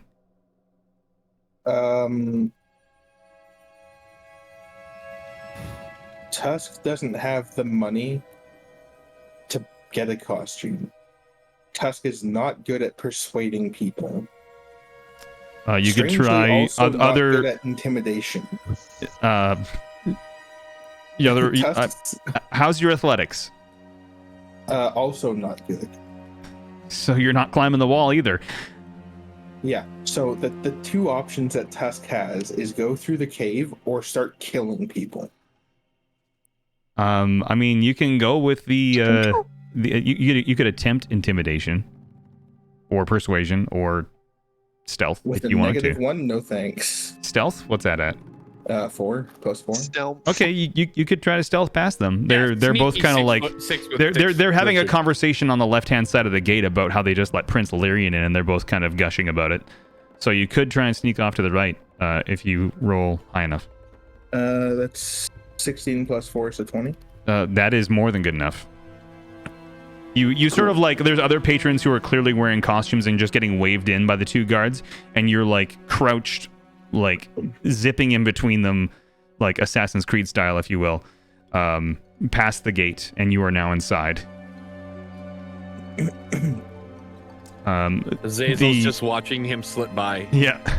Bewildered at how these guards are just that dumb. Yeah. And so They're you just that zip dumb. in, and you are like skulking through the garden, very lizard-like, and you. I'm a lizard. I belong in the garden. And you sort of like sneak in. There's like this little like door over here, that leads up a stairway over here, and then you sneak past all of this dimly lit. And there's no guards up here. It's just the two at the front gate because Candlekeep is feeling very cocky tonight. To a point where you could jump down this ledge and in the door with the next group. So we'll leave you over there for now. The people waiting for costumes are done. So the tailor comes back up and says, here's your costume. And he kind of looks over where like one of the missing masks was and like looks at it, but doesn't really recognize the fact that one's missing. He just notices something, like he feels like something is off, but he doesn't know what's missing yet. And he hasn't opened the register, so he doesn't know the gold is missing. He's gonna roll a quick perception check, which he failed miserably. That's a natural one, so he's blind as fuck to everything today. Good job, dude. He's drunk on the job. Exactly. So you guys can put on your costumes and head in. So I believe that makes everybody inside, correct? Yeah. Yeah. Okay, so everyone's inside. Vane has already wandered into the ballroom at this point, walking past all of this lovely set, where they're gonna be serving midnight lunch out here. So if you guys take too long, everyone's gonna leave the ballroom, and if you're in there alone, the guards are gonna come get you. So, you guys start wandering in. As we walk in, in Orc again, I'm just gonna tell Grog to stay with Zara. Just say, go with Zara. Keep her out of trouble. I'm gonna nod. I just nod. Okay. And then I'll carry on in, and I'm gonna go look for Vane. Just gonna try and figure out where she is inside, or wherever she is. Okay. Is everyone going inside of the party? Anyone staying outside? Hmm. Yeah, I'll go in. Yeah. Just go in. Okay. Stay together as a group as much as possible. And Tusk, are you gonna kind of wander in behind them after jumping off the sidewall there? Or do you want to do something else? sneaky. Like, do you want to sneak in through one of the upper windows here? He said Like, he was BRB, I thought. oh, is he? Hello. Yeah. Oh, there he he is. just got Okay, back. sorry. There he is. Yeah, so Tusky, you're right here on this like upper part of the wall. Everybody else is walking up the stairs and in. You can either like hop down and join them. I won't make you roll for that. It's a pretty small drop. Or you could sneak in through one of these upper windows or something. Whatever you want to do. Because you're stealthy as fuck right now. So whatever you'd like to do is fine. It's really nice. I'll climb in through the window. Okay. So I'm gonna do Tusk first, and I'll do the rest of you. So Tusk crawls into one of these windows onto an upper balcony in the ballroom, which I did not render because I'm foolish and didn't think you guys would go this way. And Oh, you thought we were gonna go through the cave? I thought you were gonna go through the cave. That's fine. You definitely skip past something I thought you wouldn't, or that you wouldn't. Yeah. So you get up into the balcony area. It's very clear nobody's up there. It looks to be like roped off at the top of the stairs that lead up to it. So it's implied that you're not supposed to be up here, but there's nobody up here to stop you from being up here. So you're up here now. It's a very tastefully decorated balcony. It's got a gorgeous royal purple carpet. And there's chairs and tables and stuff strewn about. There's no lights lit up here because, again, nobody's supposed to be up there, so they just assume that people are going to pay attention and follow the rules. You can see lights coming from the stairs that go immediately down into the ballroom. That's like the main entrance area to the castle, to the Candlekeep. And you hear a party on the floor below you. The people who are going in the front door They wander through the large open. It's a big open door. It's a double door that's, like one of the biggest doors any of you has ever seen except for Lyrian because you've been here before. A massive party rages in the main hall with drinking and food being passed around by service staff with no regard to waste or desire. Drunk patrons line the hall, some dancing, some singing along with the bards and bands, swigging mugs of ale and mulled wine. The costume is going to give you a +10 on all stealth rolls in this situation, which I need everyone except for Tusk to roll a stealth roll right now, please. So +10 on top of Correct. whatever that doesn't matter because +10 +0 is 10. Mine is 30. 21. 13. That checks out. 17. Wait, no, hold on. Oh wait, I'm not wearing a costume. Mine's only 20. I'm technically, unless I was forced to take off my scale mail to put on the costume, I'm also technically wearing my armor. That doesn't matter. 22. The costume gives bonus. I'm going to say it negates disadvantage because you were let in, so people are assuming that you're supposed to be there. Okay. So who rolled less than 16?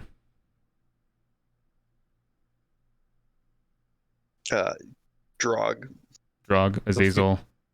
No. I rolled 21. Oh, you got 21. I'm sorry, I misheard you. Yes, sir. So Drog and anybody else roll less than 16? Nope, I got a nat 20. Okay, Ooh. so everybody else wanders into the party, no problem. Drog, you are actually stopped by another half-orc who doesn't really recognize you necessarily, but recognizes you as a half-orc and wants to strike up a conversation. So you are blocked from going in for the time being. For the rest of you, you bump and elbow past the party goers to the doors near the back of the hall. There'll be another stealth check here in a minute. But yeah, you sort of like wandering through the party. Everyone's very drunk and or distracted by food or conversation.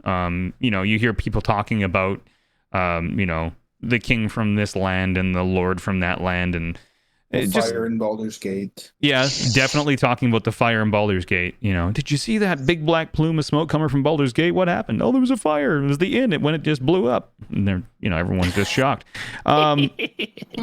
It just exploded. But they from what you can hear, nobody knows how or why, just that it blew up and 16 people died. Wow. Holy shit. All of a sudden, Zara's back in the lead. Just fucking pulls out in front there, bud. Lance just took that personally, too. Can I still ready to cause a distraction? Oh God! Can I before he causes a distraction? And can I split, like break off from the group and cut off myself? Where do you intend to go? I just want to. When I get into the library, I want to be in the beyond, like the place beyond library, whatever we're going to. I want to get in there by myself because I'm trying to figure out what's in my pocket. Okay. Let's see. Go ahead and roll an athletics check for me. Oh no. Oh no.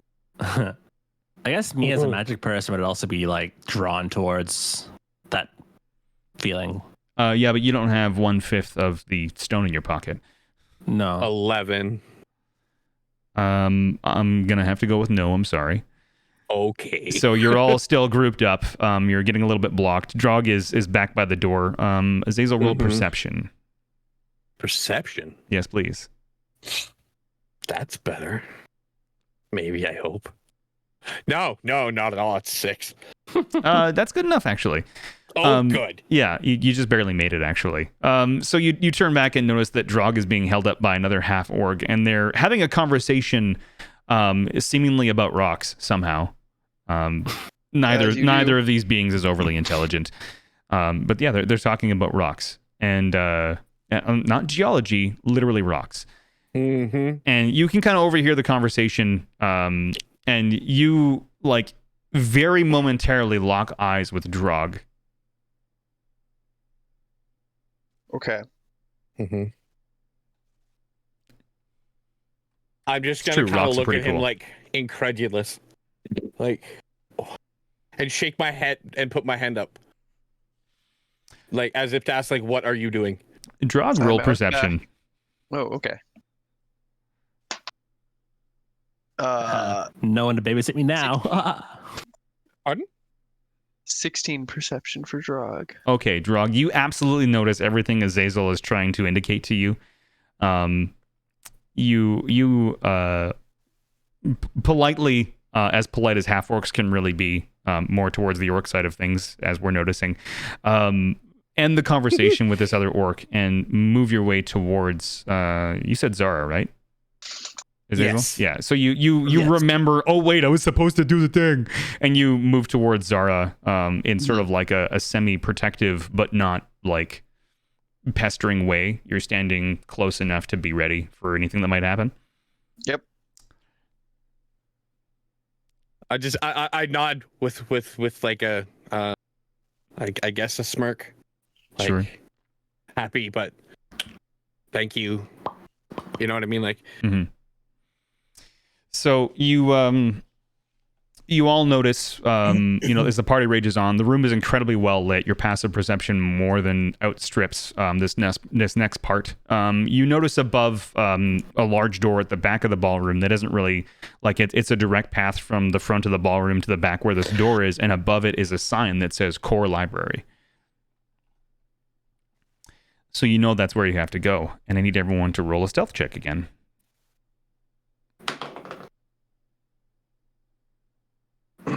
Being up on the dark balcony, do I still have to roll a stealth check? You do not, but you do notice this door, and your ability to get to it is a little limited because the stairs kind of come down like halfway through the ballroom, so you still have to get through half the ballroom to get there. But you could make it all the way down to the bottom of the stairs without anybody noticing you because the pillars are quite high.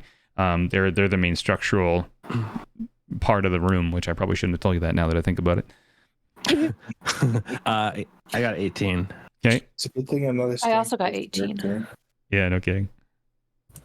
I got a 14. Okay. Yeah. Drug. Me too. Oh. Okay. Sneaky boy. I'm so sorry, I missed what we were rolling for. Stealth. Stealth. Plus 10. Oh. Wait, I didn't add. 35. And I don't have a costume on. Yeah. 25. Okay.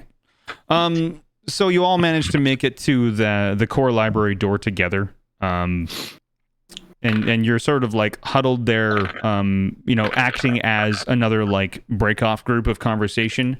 Most of the dancing is at the front of the hall. There's like a wood paneled dance floor that's at like about an inch and a half above the stone, so it's easy to step on. But the main area is all like very tastefully cut stone and marble, inlaid gold in sort of a like leaf and vine pattern. So you're all at the back of the hall, and you can have a conversation. If you would like to join them, Tusk, you would have to roll a stealth check at advantage, but not with the +10 to get to them. Do we know where Tusk is right now? You do not. Okay. I rolled a 16 and a 23, so I guess 23 with advantage. Okay. If you would like to join them, you can go around the outside of the room, sort of like hiding past people and tables and stuff, and get to them if you would like. Yeah, sure. I'll get to them. Okay. So you were all standing at the door to the core library. And Tusk suddenly just appears amidst you. Yeah. Sneakiest lizard I've ever seen.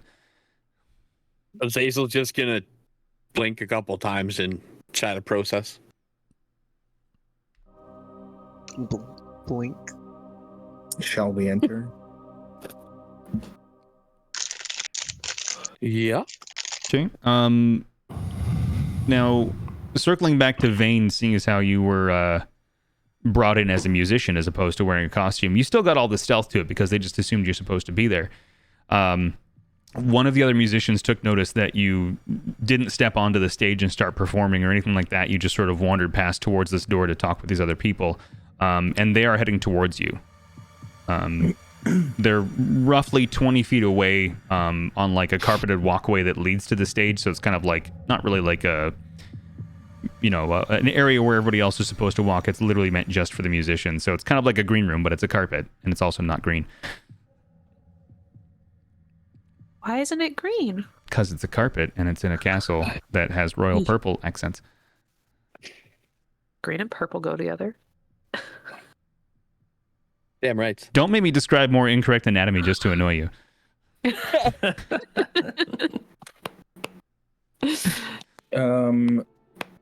Do I notice this musician approaching? Only Vane notices. The rest of you are talking about going inside. And this musician sees the rest of you standing with Vane, but is specifically looking at Vane as if to be like, what the fuck? Are you going to get up on stage or what? Okay. Yeah, Vane, get up there. Woo! What are we doing? At some point as we were going through all the partying, I managed to snag booze, of course. Of course. And so I'm like, I'm feeling myself. I'm like, fuck it, hell yeah. And so I get up on the stage and I start playing my lute and rocking out. Roll performance +10.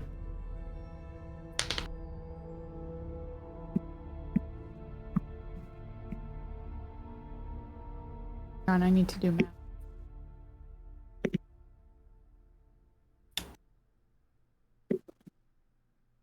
math. 35. Yeah. So this is the best performance anybody has ever seen in their lives. The entire crowd is drawn to whatever you're doing.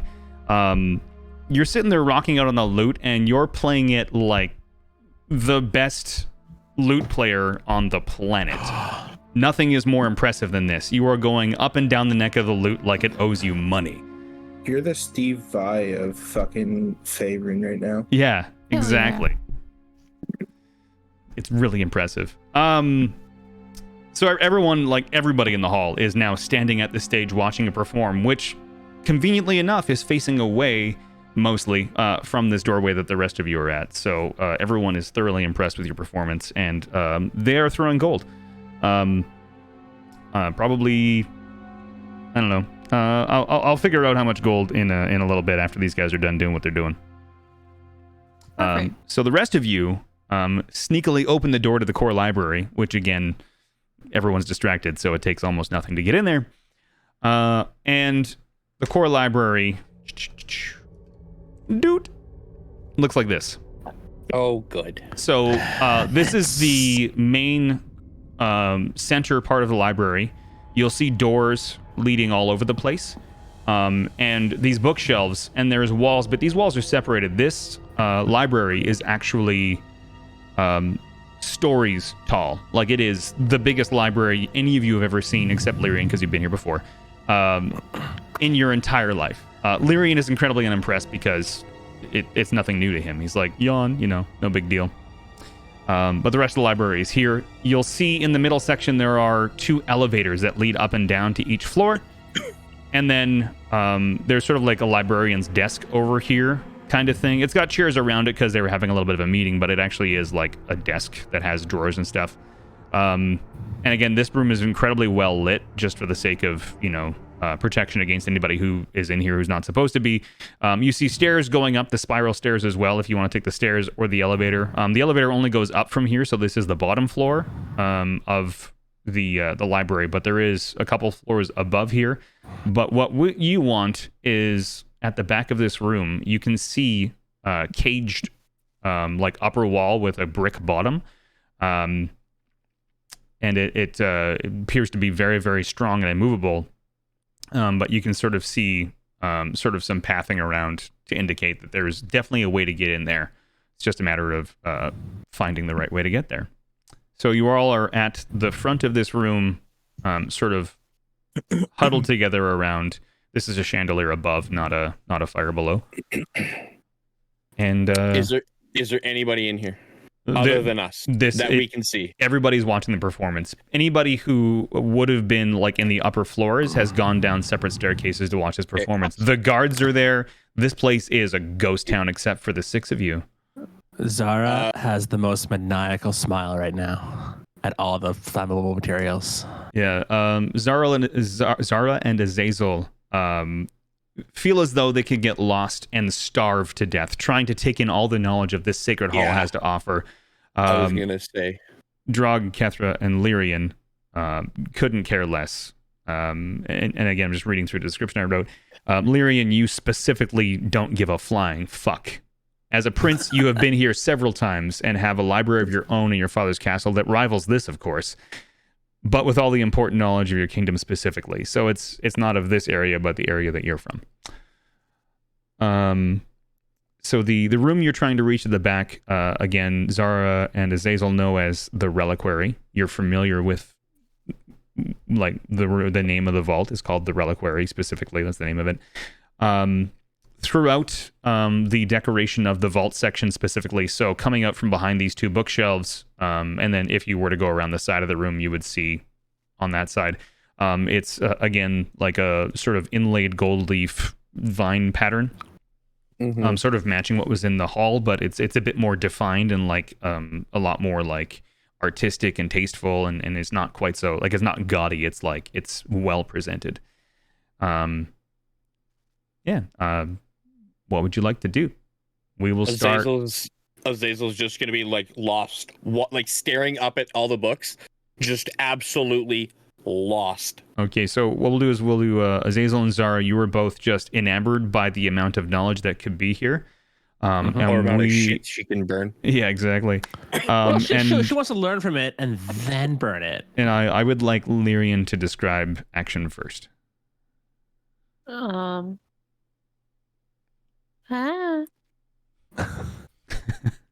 Is there like a couch or something I can just sit on and like? Yeah, I don't care about the blue of and the this. purple couch is here. I want the blue one. You want the blue one? Okay, so you're sitting on the blue couch, which is next to the librarian's desk. And you're just, are you laying down? Are you sitting? I am lounged, kicked my feet up on it, hands behind my head, just lounging. Perfect. Like a true prince. I would like Tusk to go next. Tusk is going to go to the nearest bookshelf. Okay. Grab a book and start eating it. Through osmosis, you gain Fireball. No, I'm just kidding. You learn nothing from eating the book, but you've eaten this book. It is it's a pretty thick tome. The paper tastes old and important, but you don't care. You've eaten you've eaten enough of this book that no one can stop you from doing it now. It's gone. You've eaten this book, and you have no idea what's inside. It could have been the secrets to the universe, and you would have never known. Kethra. I'm going to just look around the room, pick up anything valuable that I see, but I'm really just looking for really like why we're here. Okay. You know, like I'm actually gonna just start looking. So for valuable, you wander over to this desk and notice some very important looking scrolls that are like the centers or the spindles of these scrolls are made of very ornate materials, like they're gold, encrusted with jewels of different colors and types, diamonds, rubies. Like they look to be very valuable. Whether or not they are is up to whoever you try and trade them to later, but they look valuable. Right. So you go ahead and start pocketing those. And then there's an orb on the desk as well. This thing here is kind of in a little holder. It is again also very decorated. When you go to touch it, nothing really seems to be out of place. It doesn't indicate any danger or anything like that you can discern. It's just an ornate orb. Again, looks very valuable. And then you get distracted by this book with a picture of a dragon in it because you like dragons. Yes. We're gonna go with Drog. Drog is Drog is following Azazel. Zazel. Okay. Azazel. Pazuzu? Pazuzu? Kind of just looking over you. Exactly. Just looking over his shoulder whatever books or anything he picks up. Okay, and then we'll go to Zara, I think before Azazel, right? Sure. Okay. So what are you going to do? I guess she'd probably realize that, the best shit, the most hidden, like, bad knowledge shit is behind locked doors. Correct. So she goes to where she sees that cage.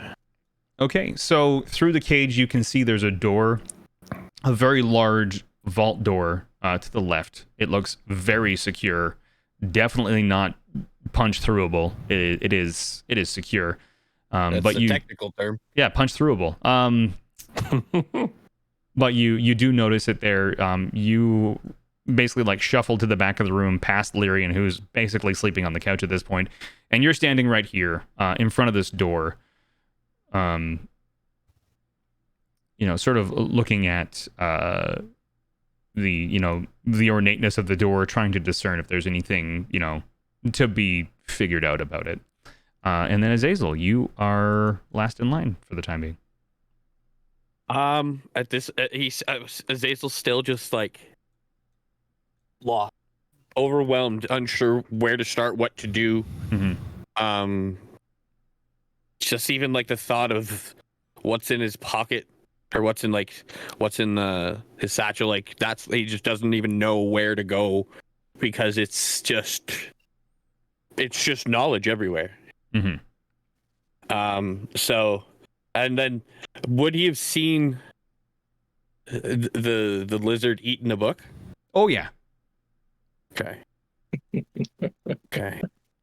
I just imagine just like licking it. Okay. Yeah, the lizard at this point is finishing the last chunk of book. Like he ate it closed, like it was folded over, and he's just chomping on book. Okay. Licking his fingers. So Zara, go ahead and roll me a perception and then investigation. Okay. 18 perception. Okay.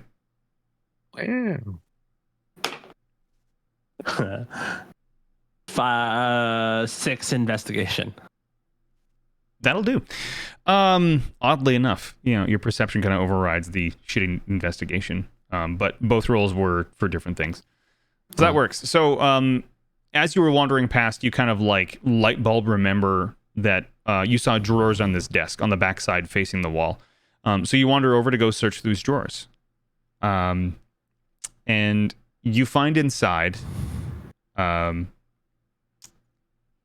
in the librarian's desk. In one of the drawers is a small book with the same design as the reliquary walls. and written in it is a list of passwords and a riddle. The riddle. I'm good at riddles. The riddle goes: once the word is spoken, the door's lock is broken. The reliquary's treasures to see. One at a time inside. If this rule you do not abide, then it's over the waterfall for thee. And then a password list written in Elven. You speak Elven, correct? I do. Excellent. So the list of words in Elven: Faerun, Aranok, Neverwinter, Cormyr, and then finally the word yellow. I need this written down somewhere. 1 second. Hang on, I'm just going to message you. Okay. Okay, thanks. Thank you so much. And then I'll send you the riddle as well so you can discern that. So far, only Zara has this information.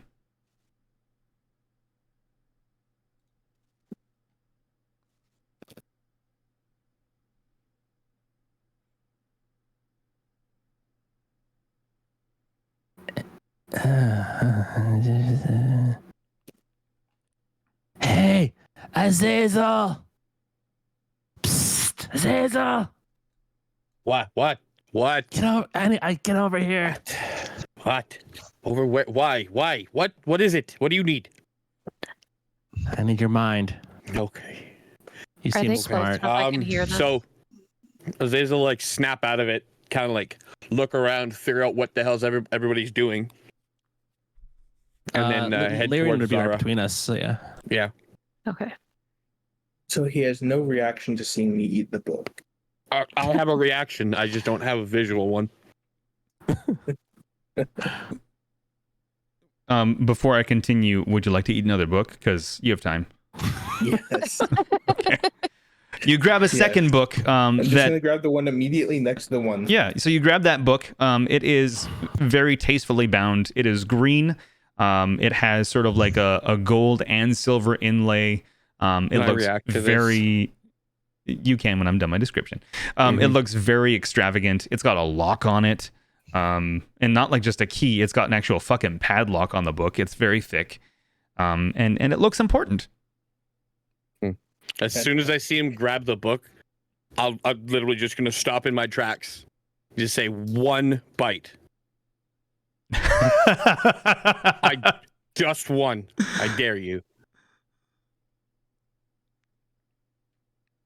He looks at Azazel, looks at the book. Azazel's not looking at him. He's still got his like he's just like kind of staring off the same direction he was. Yeah, when he caught it out of the corner of his eyes.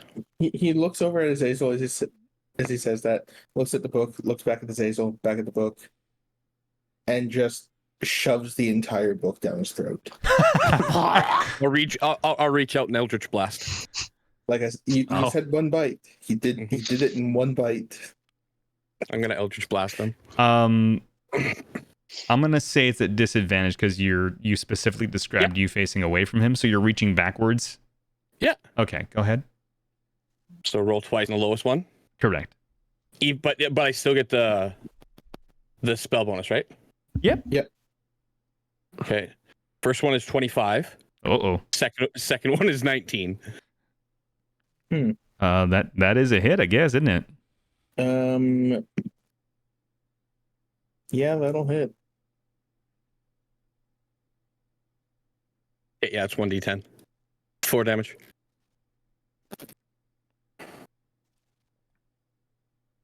Cool. And as soon as it hits, I'll turn and look at him. I'll abide you eating anything you want. Anything you want. Never a book. Never, ever another book. And I'll turn and walk away.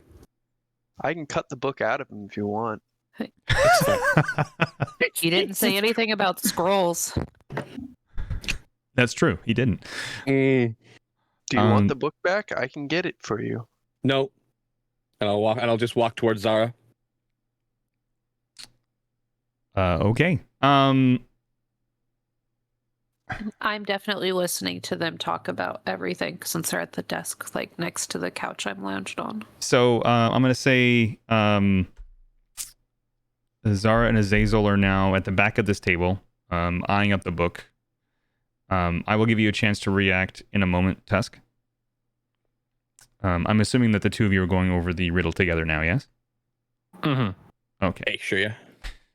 So you can go ahead and read that, and you are now paying attention to this notebook with this information written in. Tusk, you may react in the way that you deem appropriate. Cool. Let me just see what this spell does. Oh, no. Probably does something horrible.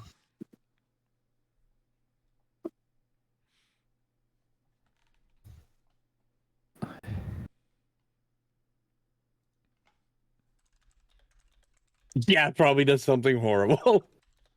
Yeah, this one does something horrible. I think I'm not going to use that because I was like, I was well aware what I did. Especially to who I did it.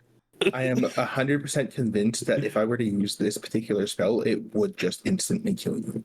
Oh, probably. I don't have many HP. So, in or that miss, case, hit me and kill me.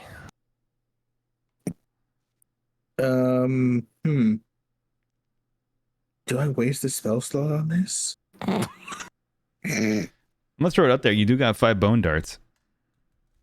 I do have 5 bone darts. You do have 5 bone darts. He does. Hold on. I'm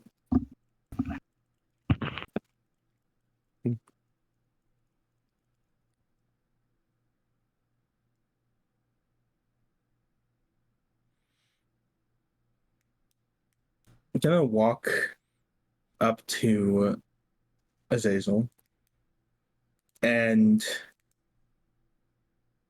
I'm gonna say one word and one word only. Azazel, can you make a wisdom saving throw? Blatantly. With my modifier. All right. That's a 16. 16? All right.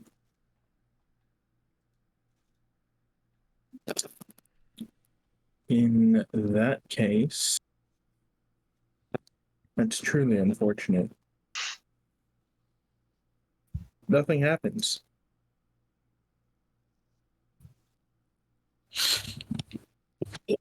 How do I Eldritch Blast Lance and nothing happens? That was unexpected. Me too. Yeah. I was hoping that I'd have to fudge some numbers and save your life. Not gonna lie. I was like, holy shit. Actually, that. Oh no, this one wouldn't have hurt him. Maybe his pride. I just rolled to see if the guards heard that Eldritch Blast. They did not. Good. The music that Vane is playing is just Vane is amazing. Killing it. Oh, yeah. For the record, what was going to potentially happen there if you failed saving throw? Which, I mean, you passed it by a fair bit, so. But yeah, no, I was going to use his spell Command to force him to beg for forgiveness. See, I thought about using Cause Fear, but I didn't want to use a spell slot.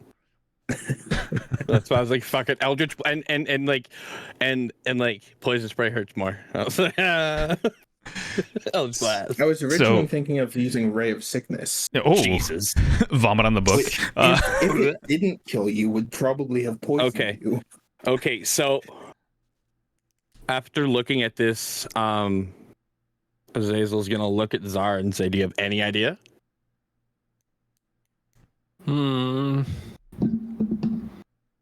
I don't know. Okay, in that case, Azazel's gonna walk up to the door. Well, I was no, I'm just gonna look at it for right now. So I feel the need to repeat the riddle. Okay. I have it written down. Yeah. So what I was gonna. Actually, Clank? Can you do me a favor and let this play out? Yep. Go ahead. Okay. So I'm just gonna stand by the door and look at it for a second, And so you have nothing to say? Well, I have 5 different words to say. Mm-hmm. How about this, Zara? Come to the door and say "fancy" in Elven. Okay. 4 words. Say "fancy" in Elven. So she switches to Elven and just says "fancy." The door starts to unlock and swings open. Fuck you. Got you. What? Oh my god.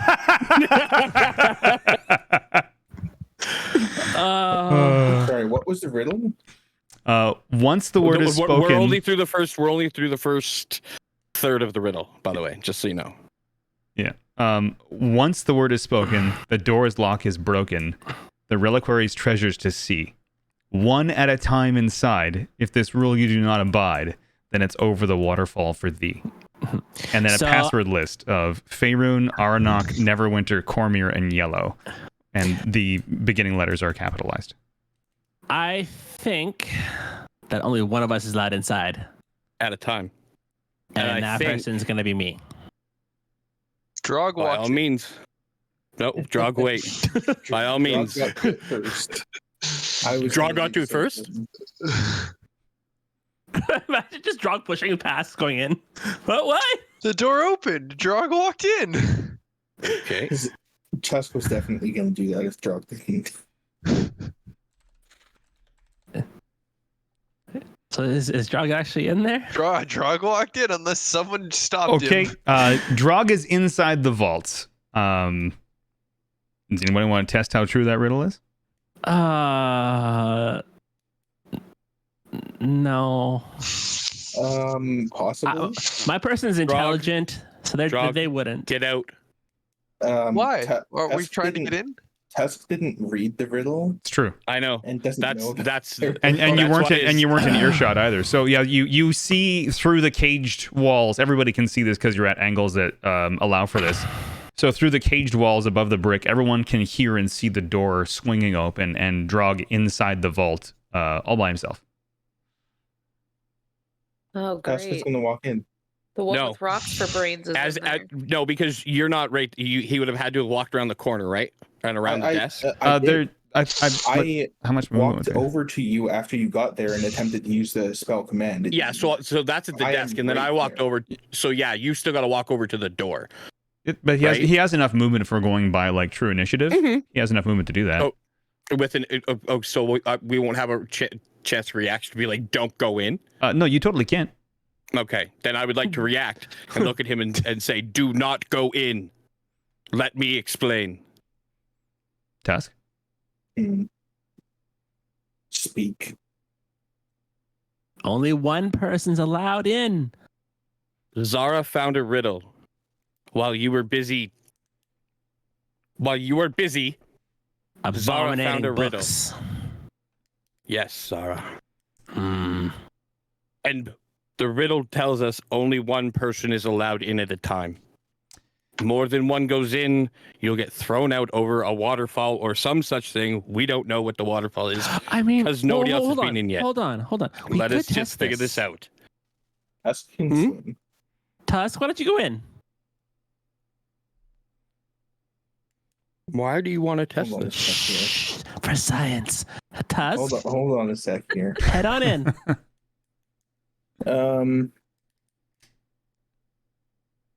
Yeah, you're gonna have to roll some sort of like deception or something to get him to go in at this point. Probably persuasion.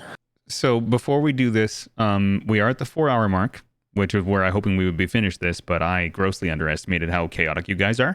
Yep. And Why do you think the game that I ran had 3 games rather than the one shot that I had planned it to be? I don't know, man. So the point I want to make here is based on that, there's actually about only an hour and a half left, maybe less depending on how quick the fourth one goes, the fourth encounter as we call it.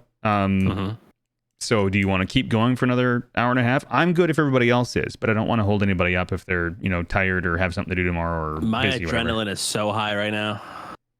I worked all day. I don't think I have the energy to go another hour and a half. That's fair. That makes total sense. Yeah. So as much as I would love to finish this tonight, I would greatly prefer to, at this point, schedule a time to like finish it off, sort of thing. Okay. We are near the end of this encounter. Could we finish this off? Yeah. I'm Okay. fine finishing this off. Okay. So let's do that, and then we'll figure out when everybody else is available after that. Yeah. I like so, this plan. Zara, roll your persuasion to see if Tusk will. 15. Cool. Me. Not quite. I rolled a 16 on insight, so I have a feeling that you're trying to trick me. And instead, I'm going to attempt to push Zara into the room. Poor Zara. That'll be athletics, I think. Oh God. Okay. Oh no! I thought he would push me. Zara was the one Zara's trying to probably trick me. smaller target. I just it's amazing how fast you forgot the Eldritch Blast. Oh no, he didn't forget.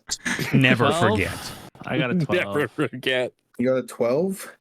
Yeah. Well, you definitely don't get pushed in there. I got a 6. Oh, thank God. So as you go to push, he's just unmoving. She, pardon me, Wait, is just wait, wait. unmoving, embraced. Now, can I counter that with a trip so he falls into? Athletics. Oh, okay, let's do this. Oh, this 12. 18. God damn it. So you're both just sitting there, tussling and grabbing at each other, trying to like throw the other into the door. Drog is just like, ooh, shiny thing, has no fucking idea what he's doing in there. So are they like off balance? They appear to be. Can I just push them both? Athletics. Oh no. Athletics at advantage. Where's the good, popcorn when I need because it? I get -1 to athletics. Me too. Oh no. 16. 18. 20. The first one was 8. Fuck. Well, I'll get one of them. Later, Zara. I got a 20. So you catch Zara off kilter as you're trying to obviously push Tusk, the lizard you have a rivalry with. Yeah, you were aiming for him. You were. Don't lie to me. I'm the DM. You accidentally push Zara, and Zara goes careening into the room and sort of like stumbles back first against this very ornate-looking chest. As I push her, can I just yell in Orc, grab her? I'm gonna grab Zara. Hi Zara, how you doing? Let are we looking for? me go. With two of you in the room, nothing happens. It's a fucking riddle, boys. Oh, this is kind of disappointing. Yeah, you realize with science that the riddle was just written that way to indicate that if the guards caught more than one person in the reliquary at one time, they would throw them over the waterfall. Okay, Grog, let her go. Let her go. But you guys playing out the whole like, I don't want to go over the waterfall. It was amazing to me. I love that. No, I didn't want Grog to go over the waterfall. I didn't care about anything else. That's why I'm pushing people.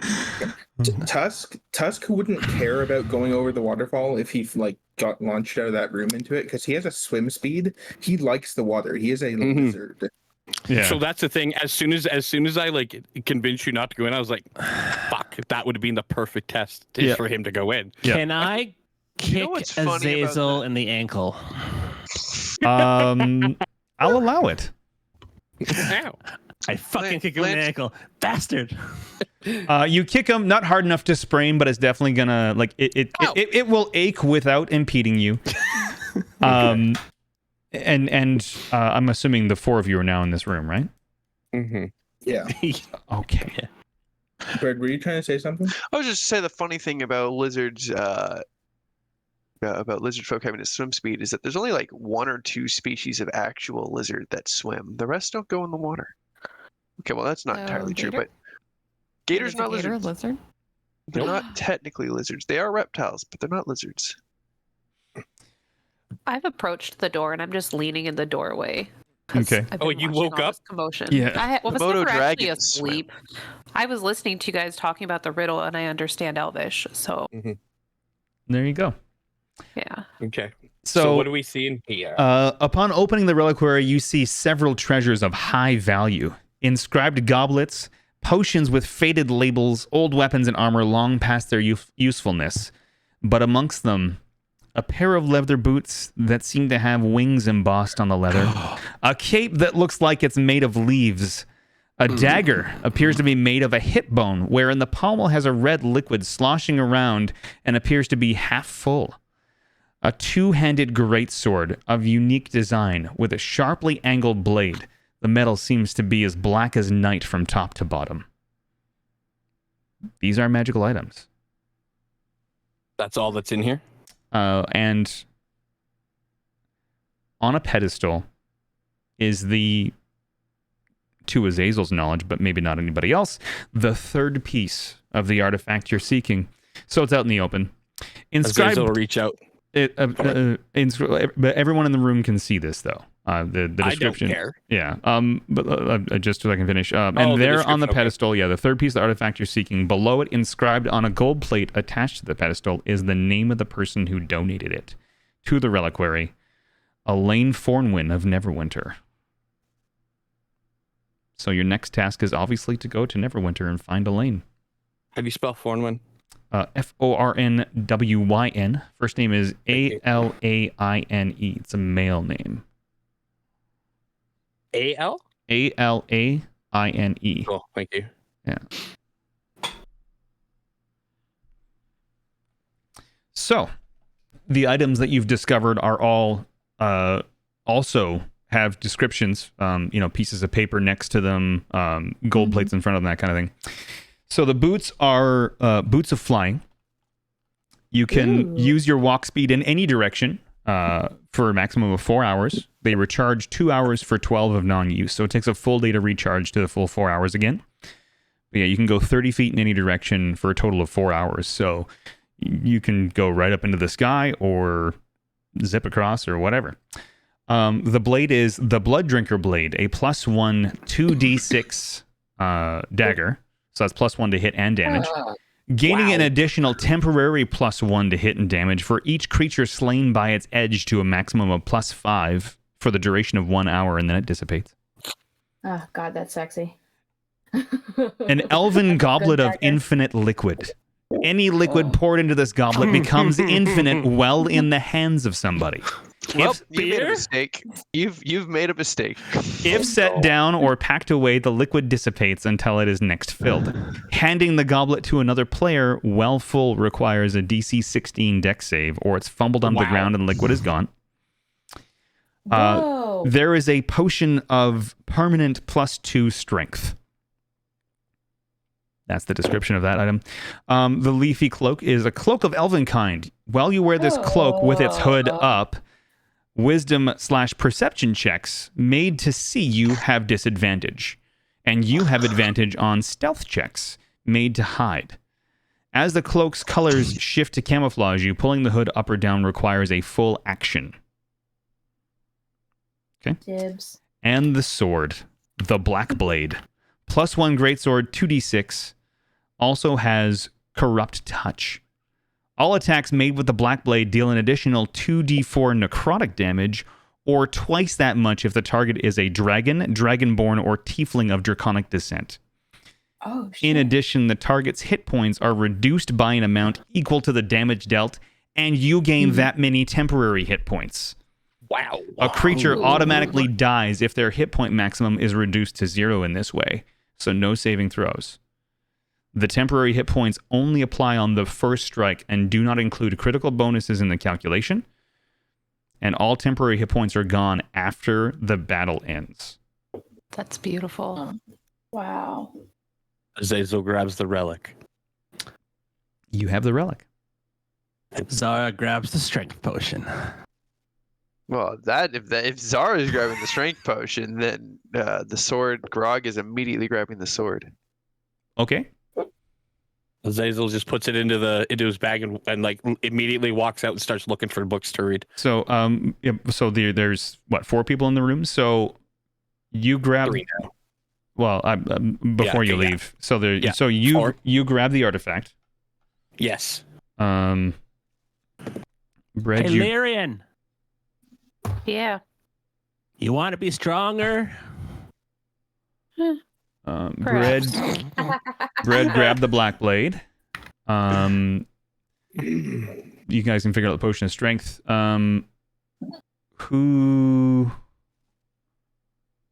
Okay, and then Tusk, you're also in there. So what did you want to grab before anybody else has a chance to get their dirty mitts on it?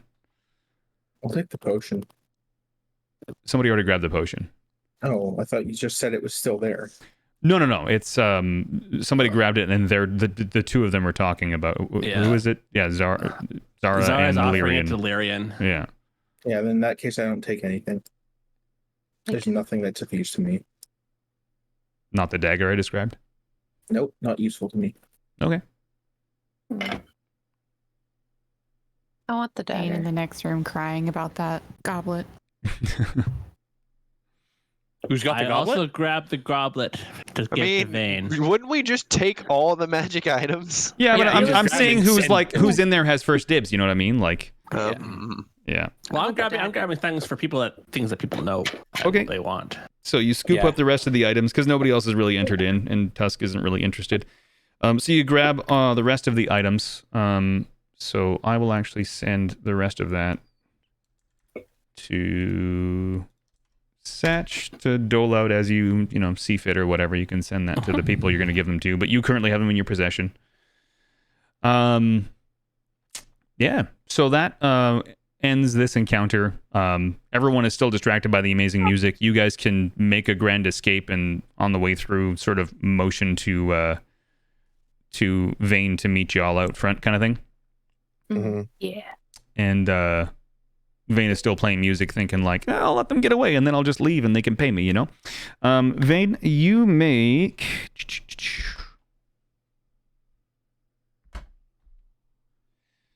87 gold in tips. Oh, dang. From this, Okay. Hell yeah, from rock star. all these people, and just like accolades abound. Word of your performance is already reaching other cities. I'm gonna say, so we are down at Candlekeep. So basically now everybody from Tethir, which is a city below the map, everybody from Tethir to Morlock's Crypt, and then all the way over to like Scornable. So that big square area, everybody fucking knows who you are now. Like that's how incredible this performance was. Is you blew everybody away so much that word of you reached out before you were done performing. Can't wait to use this to my advantage.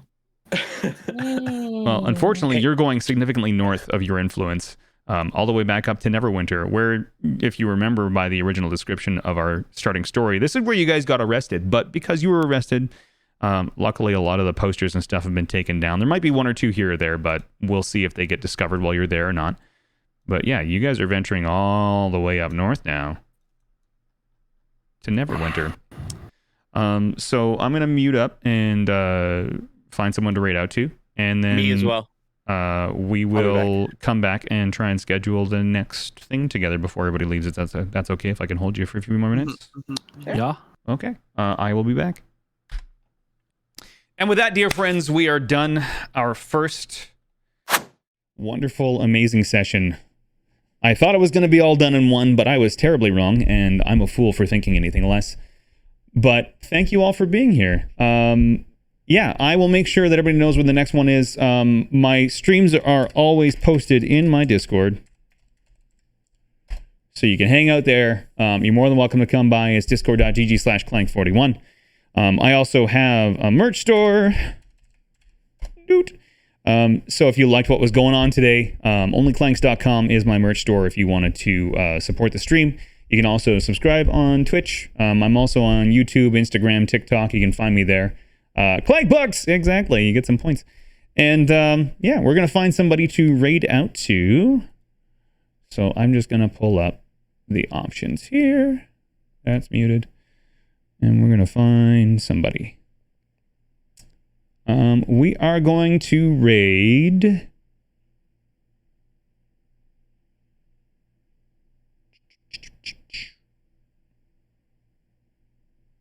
Let's see.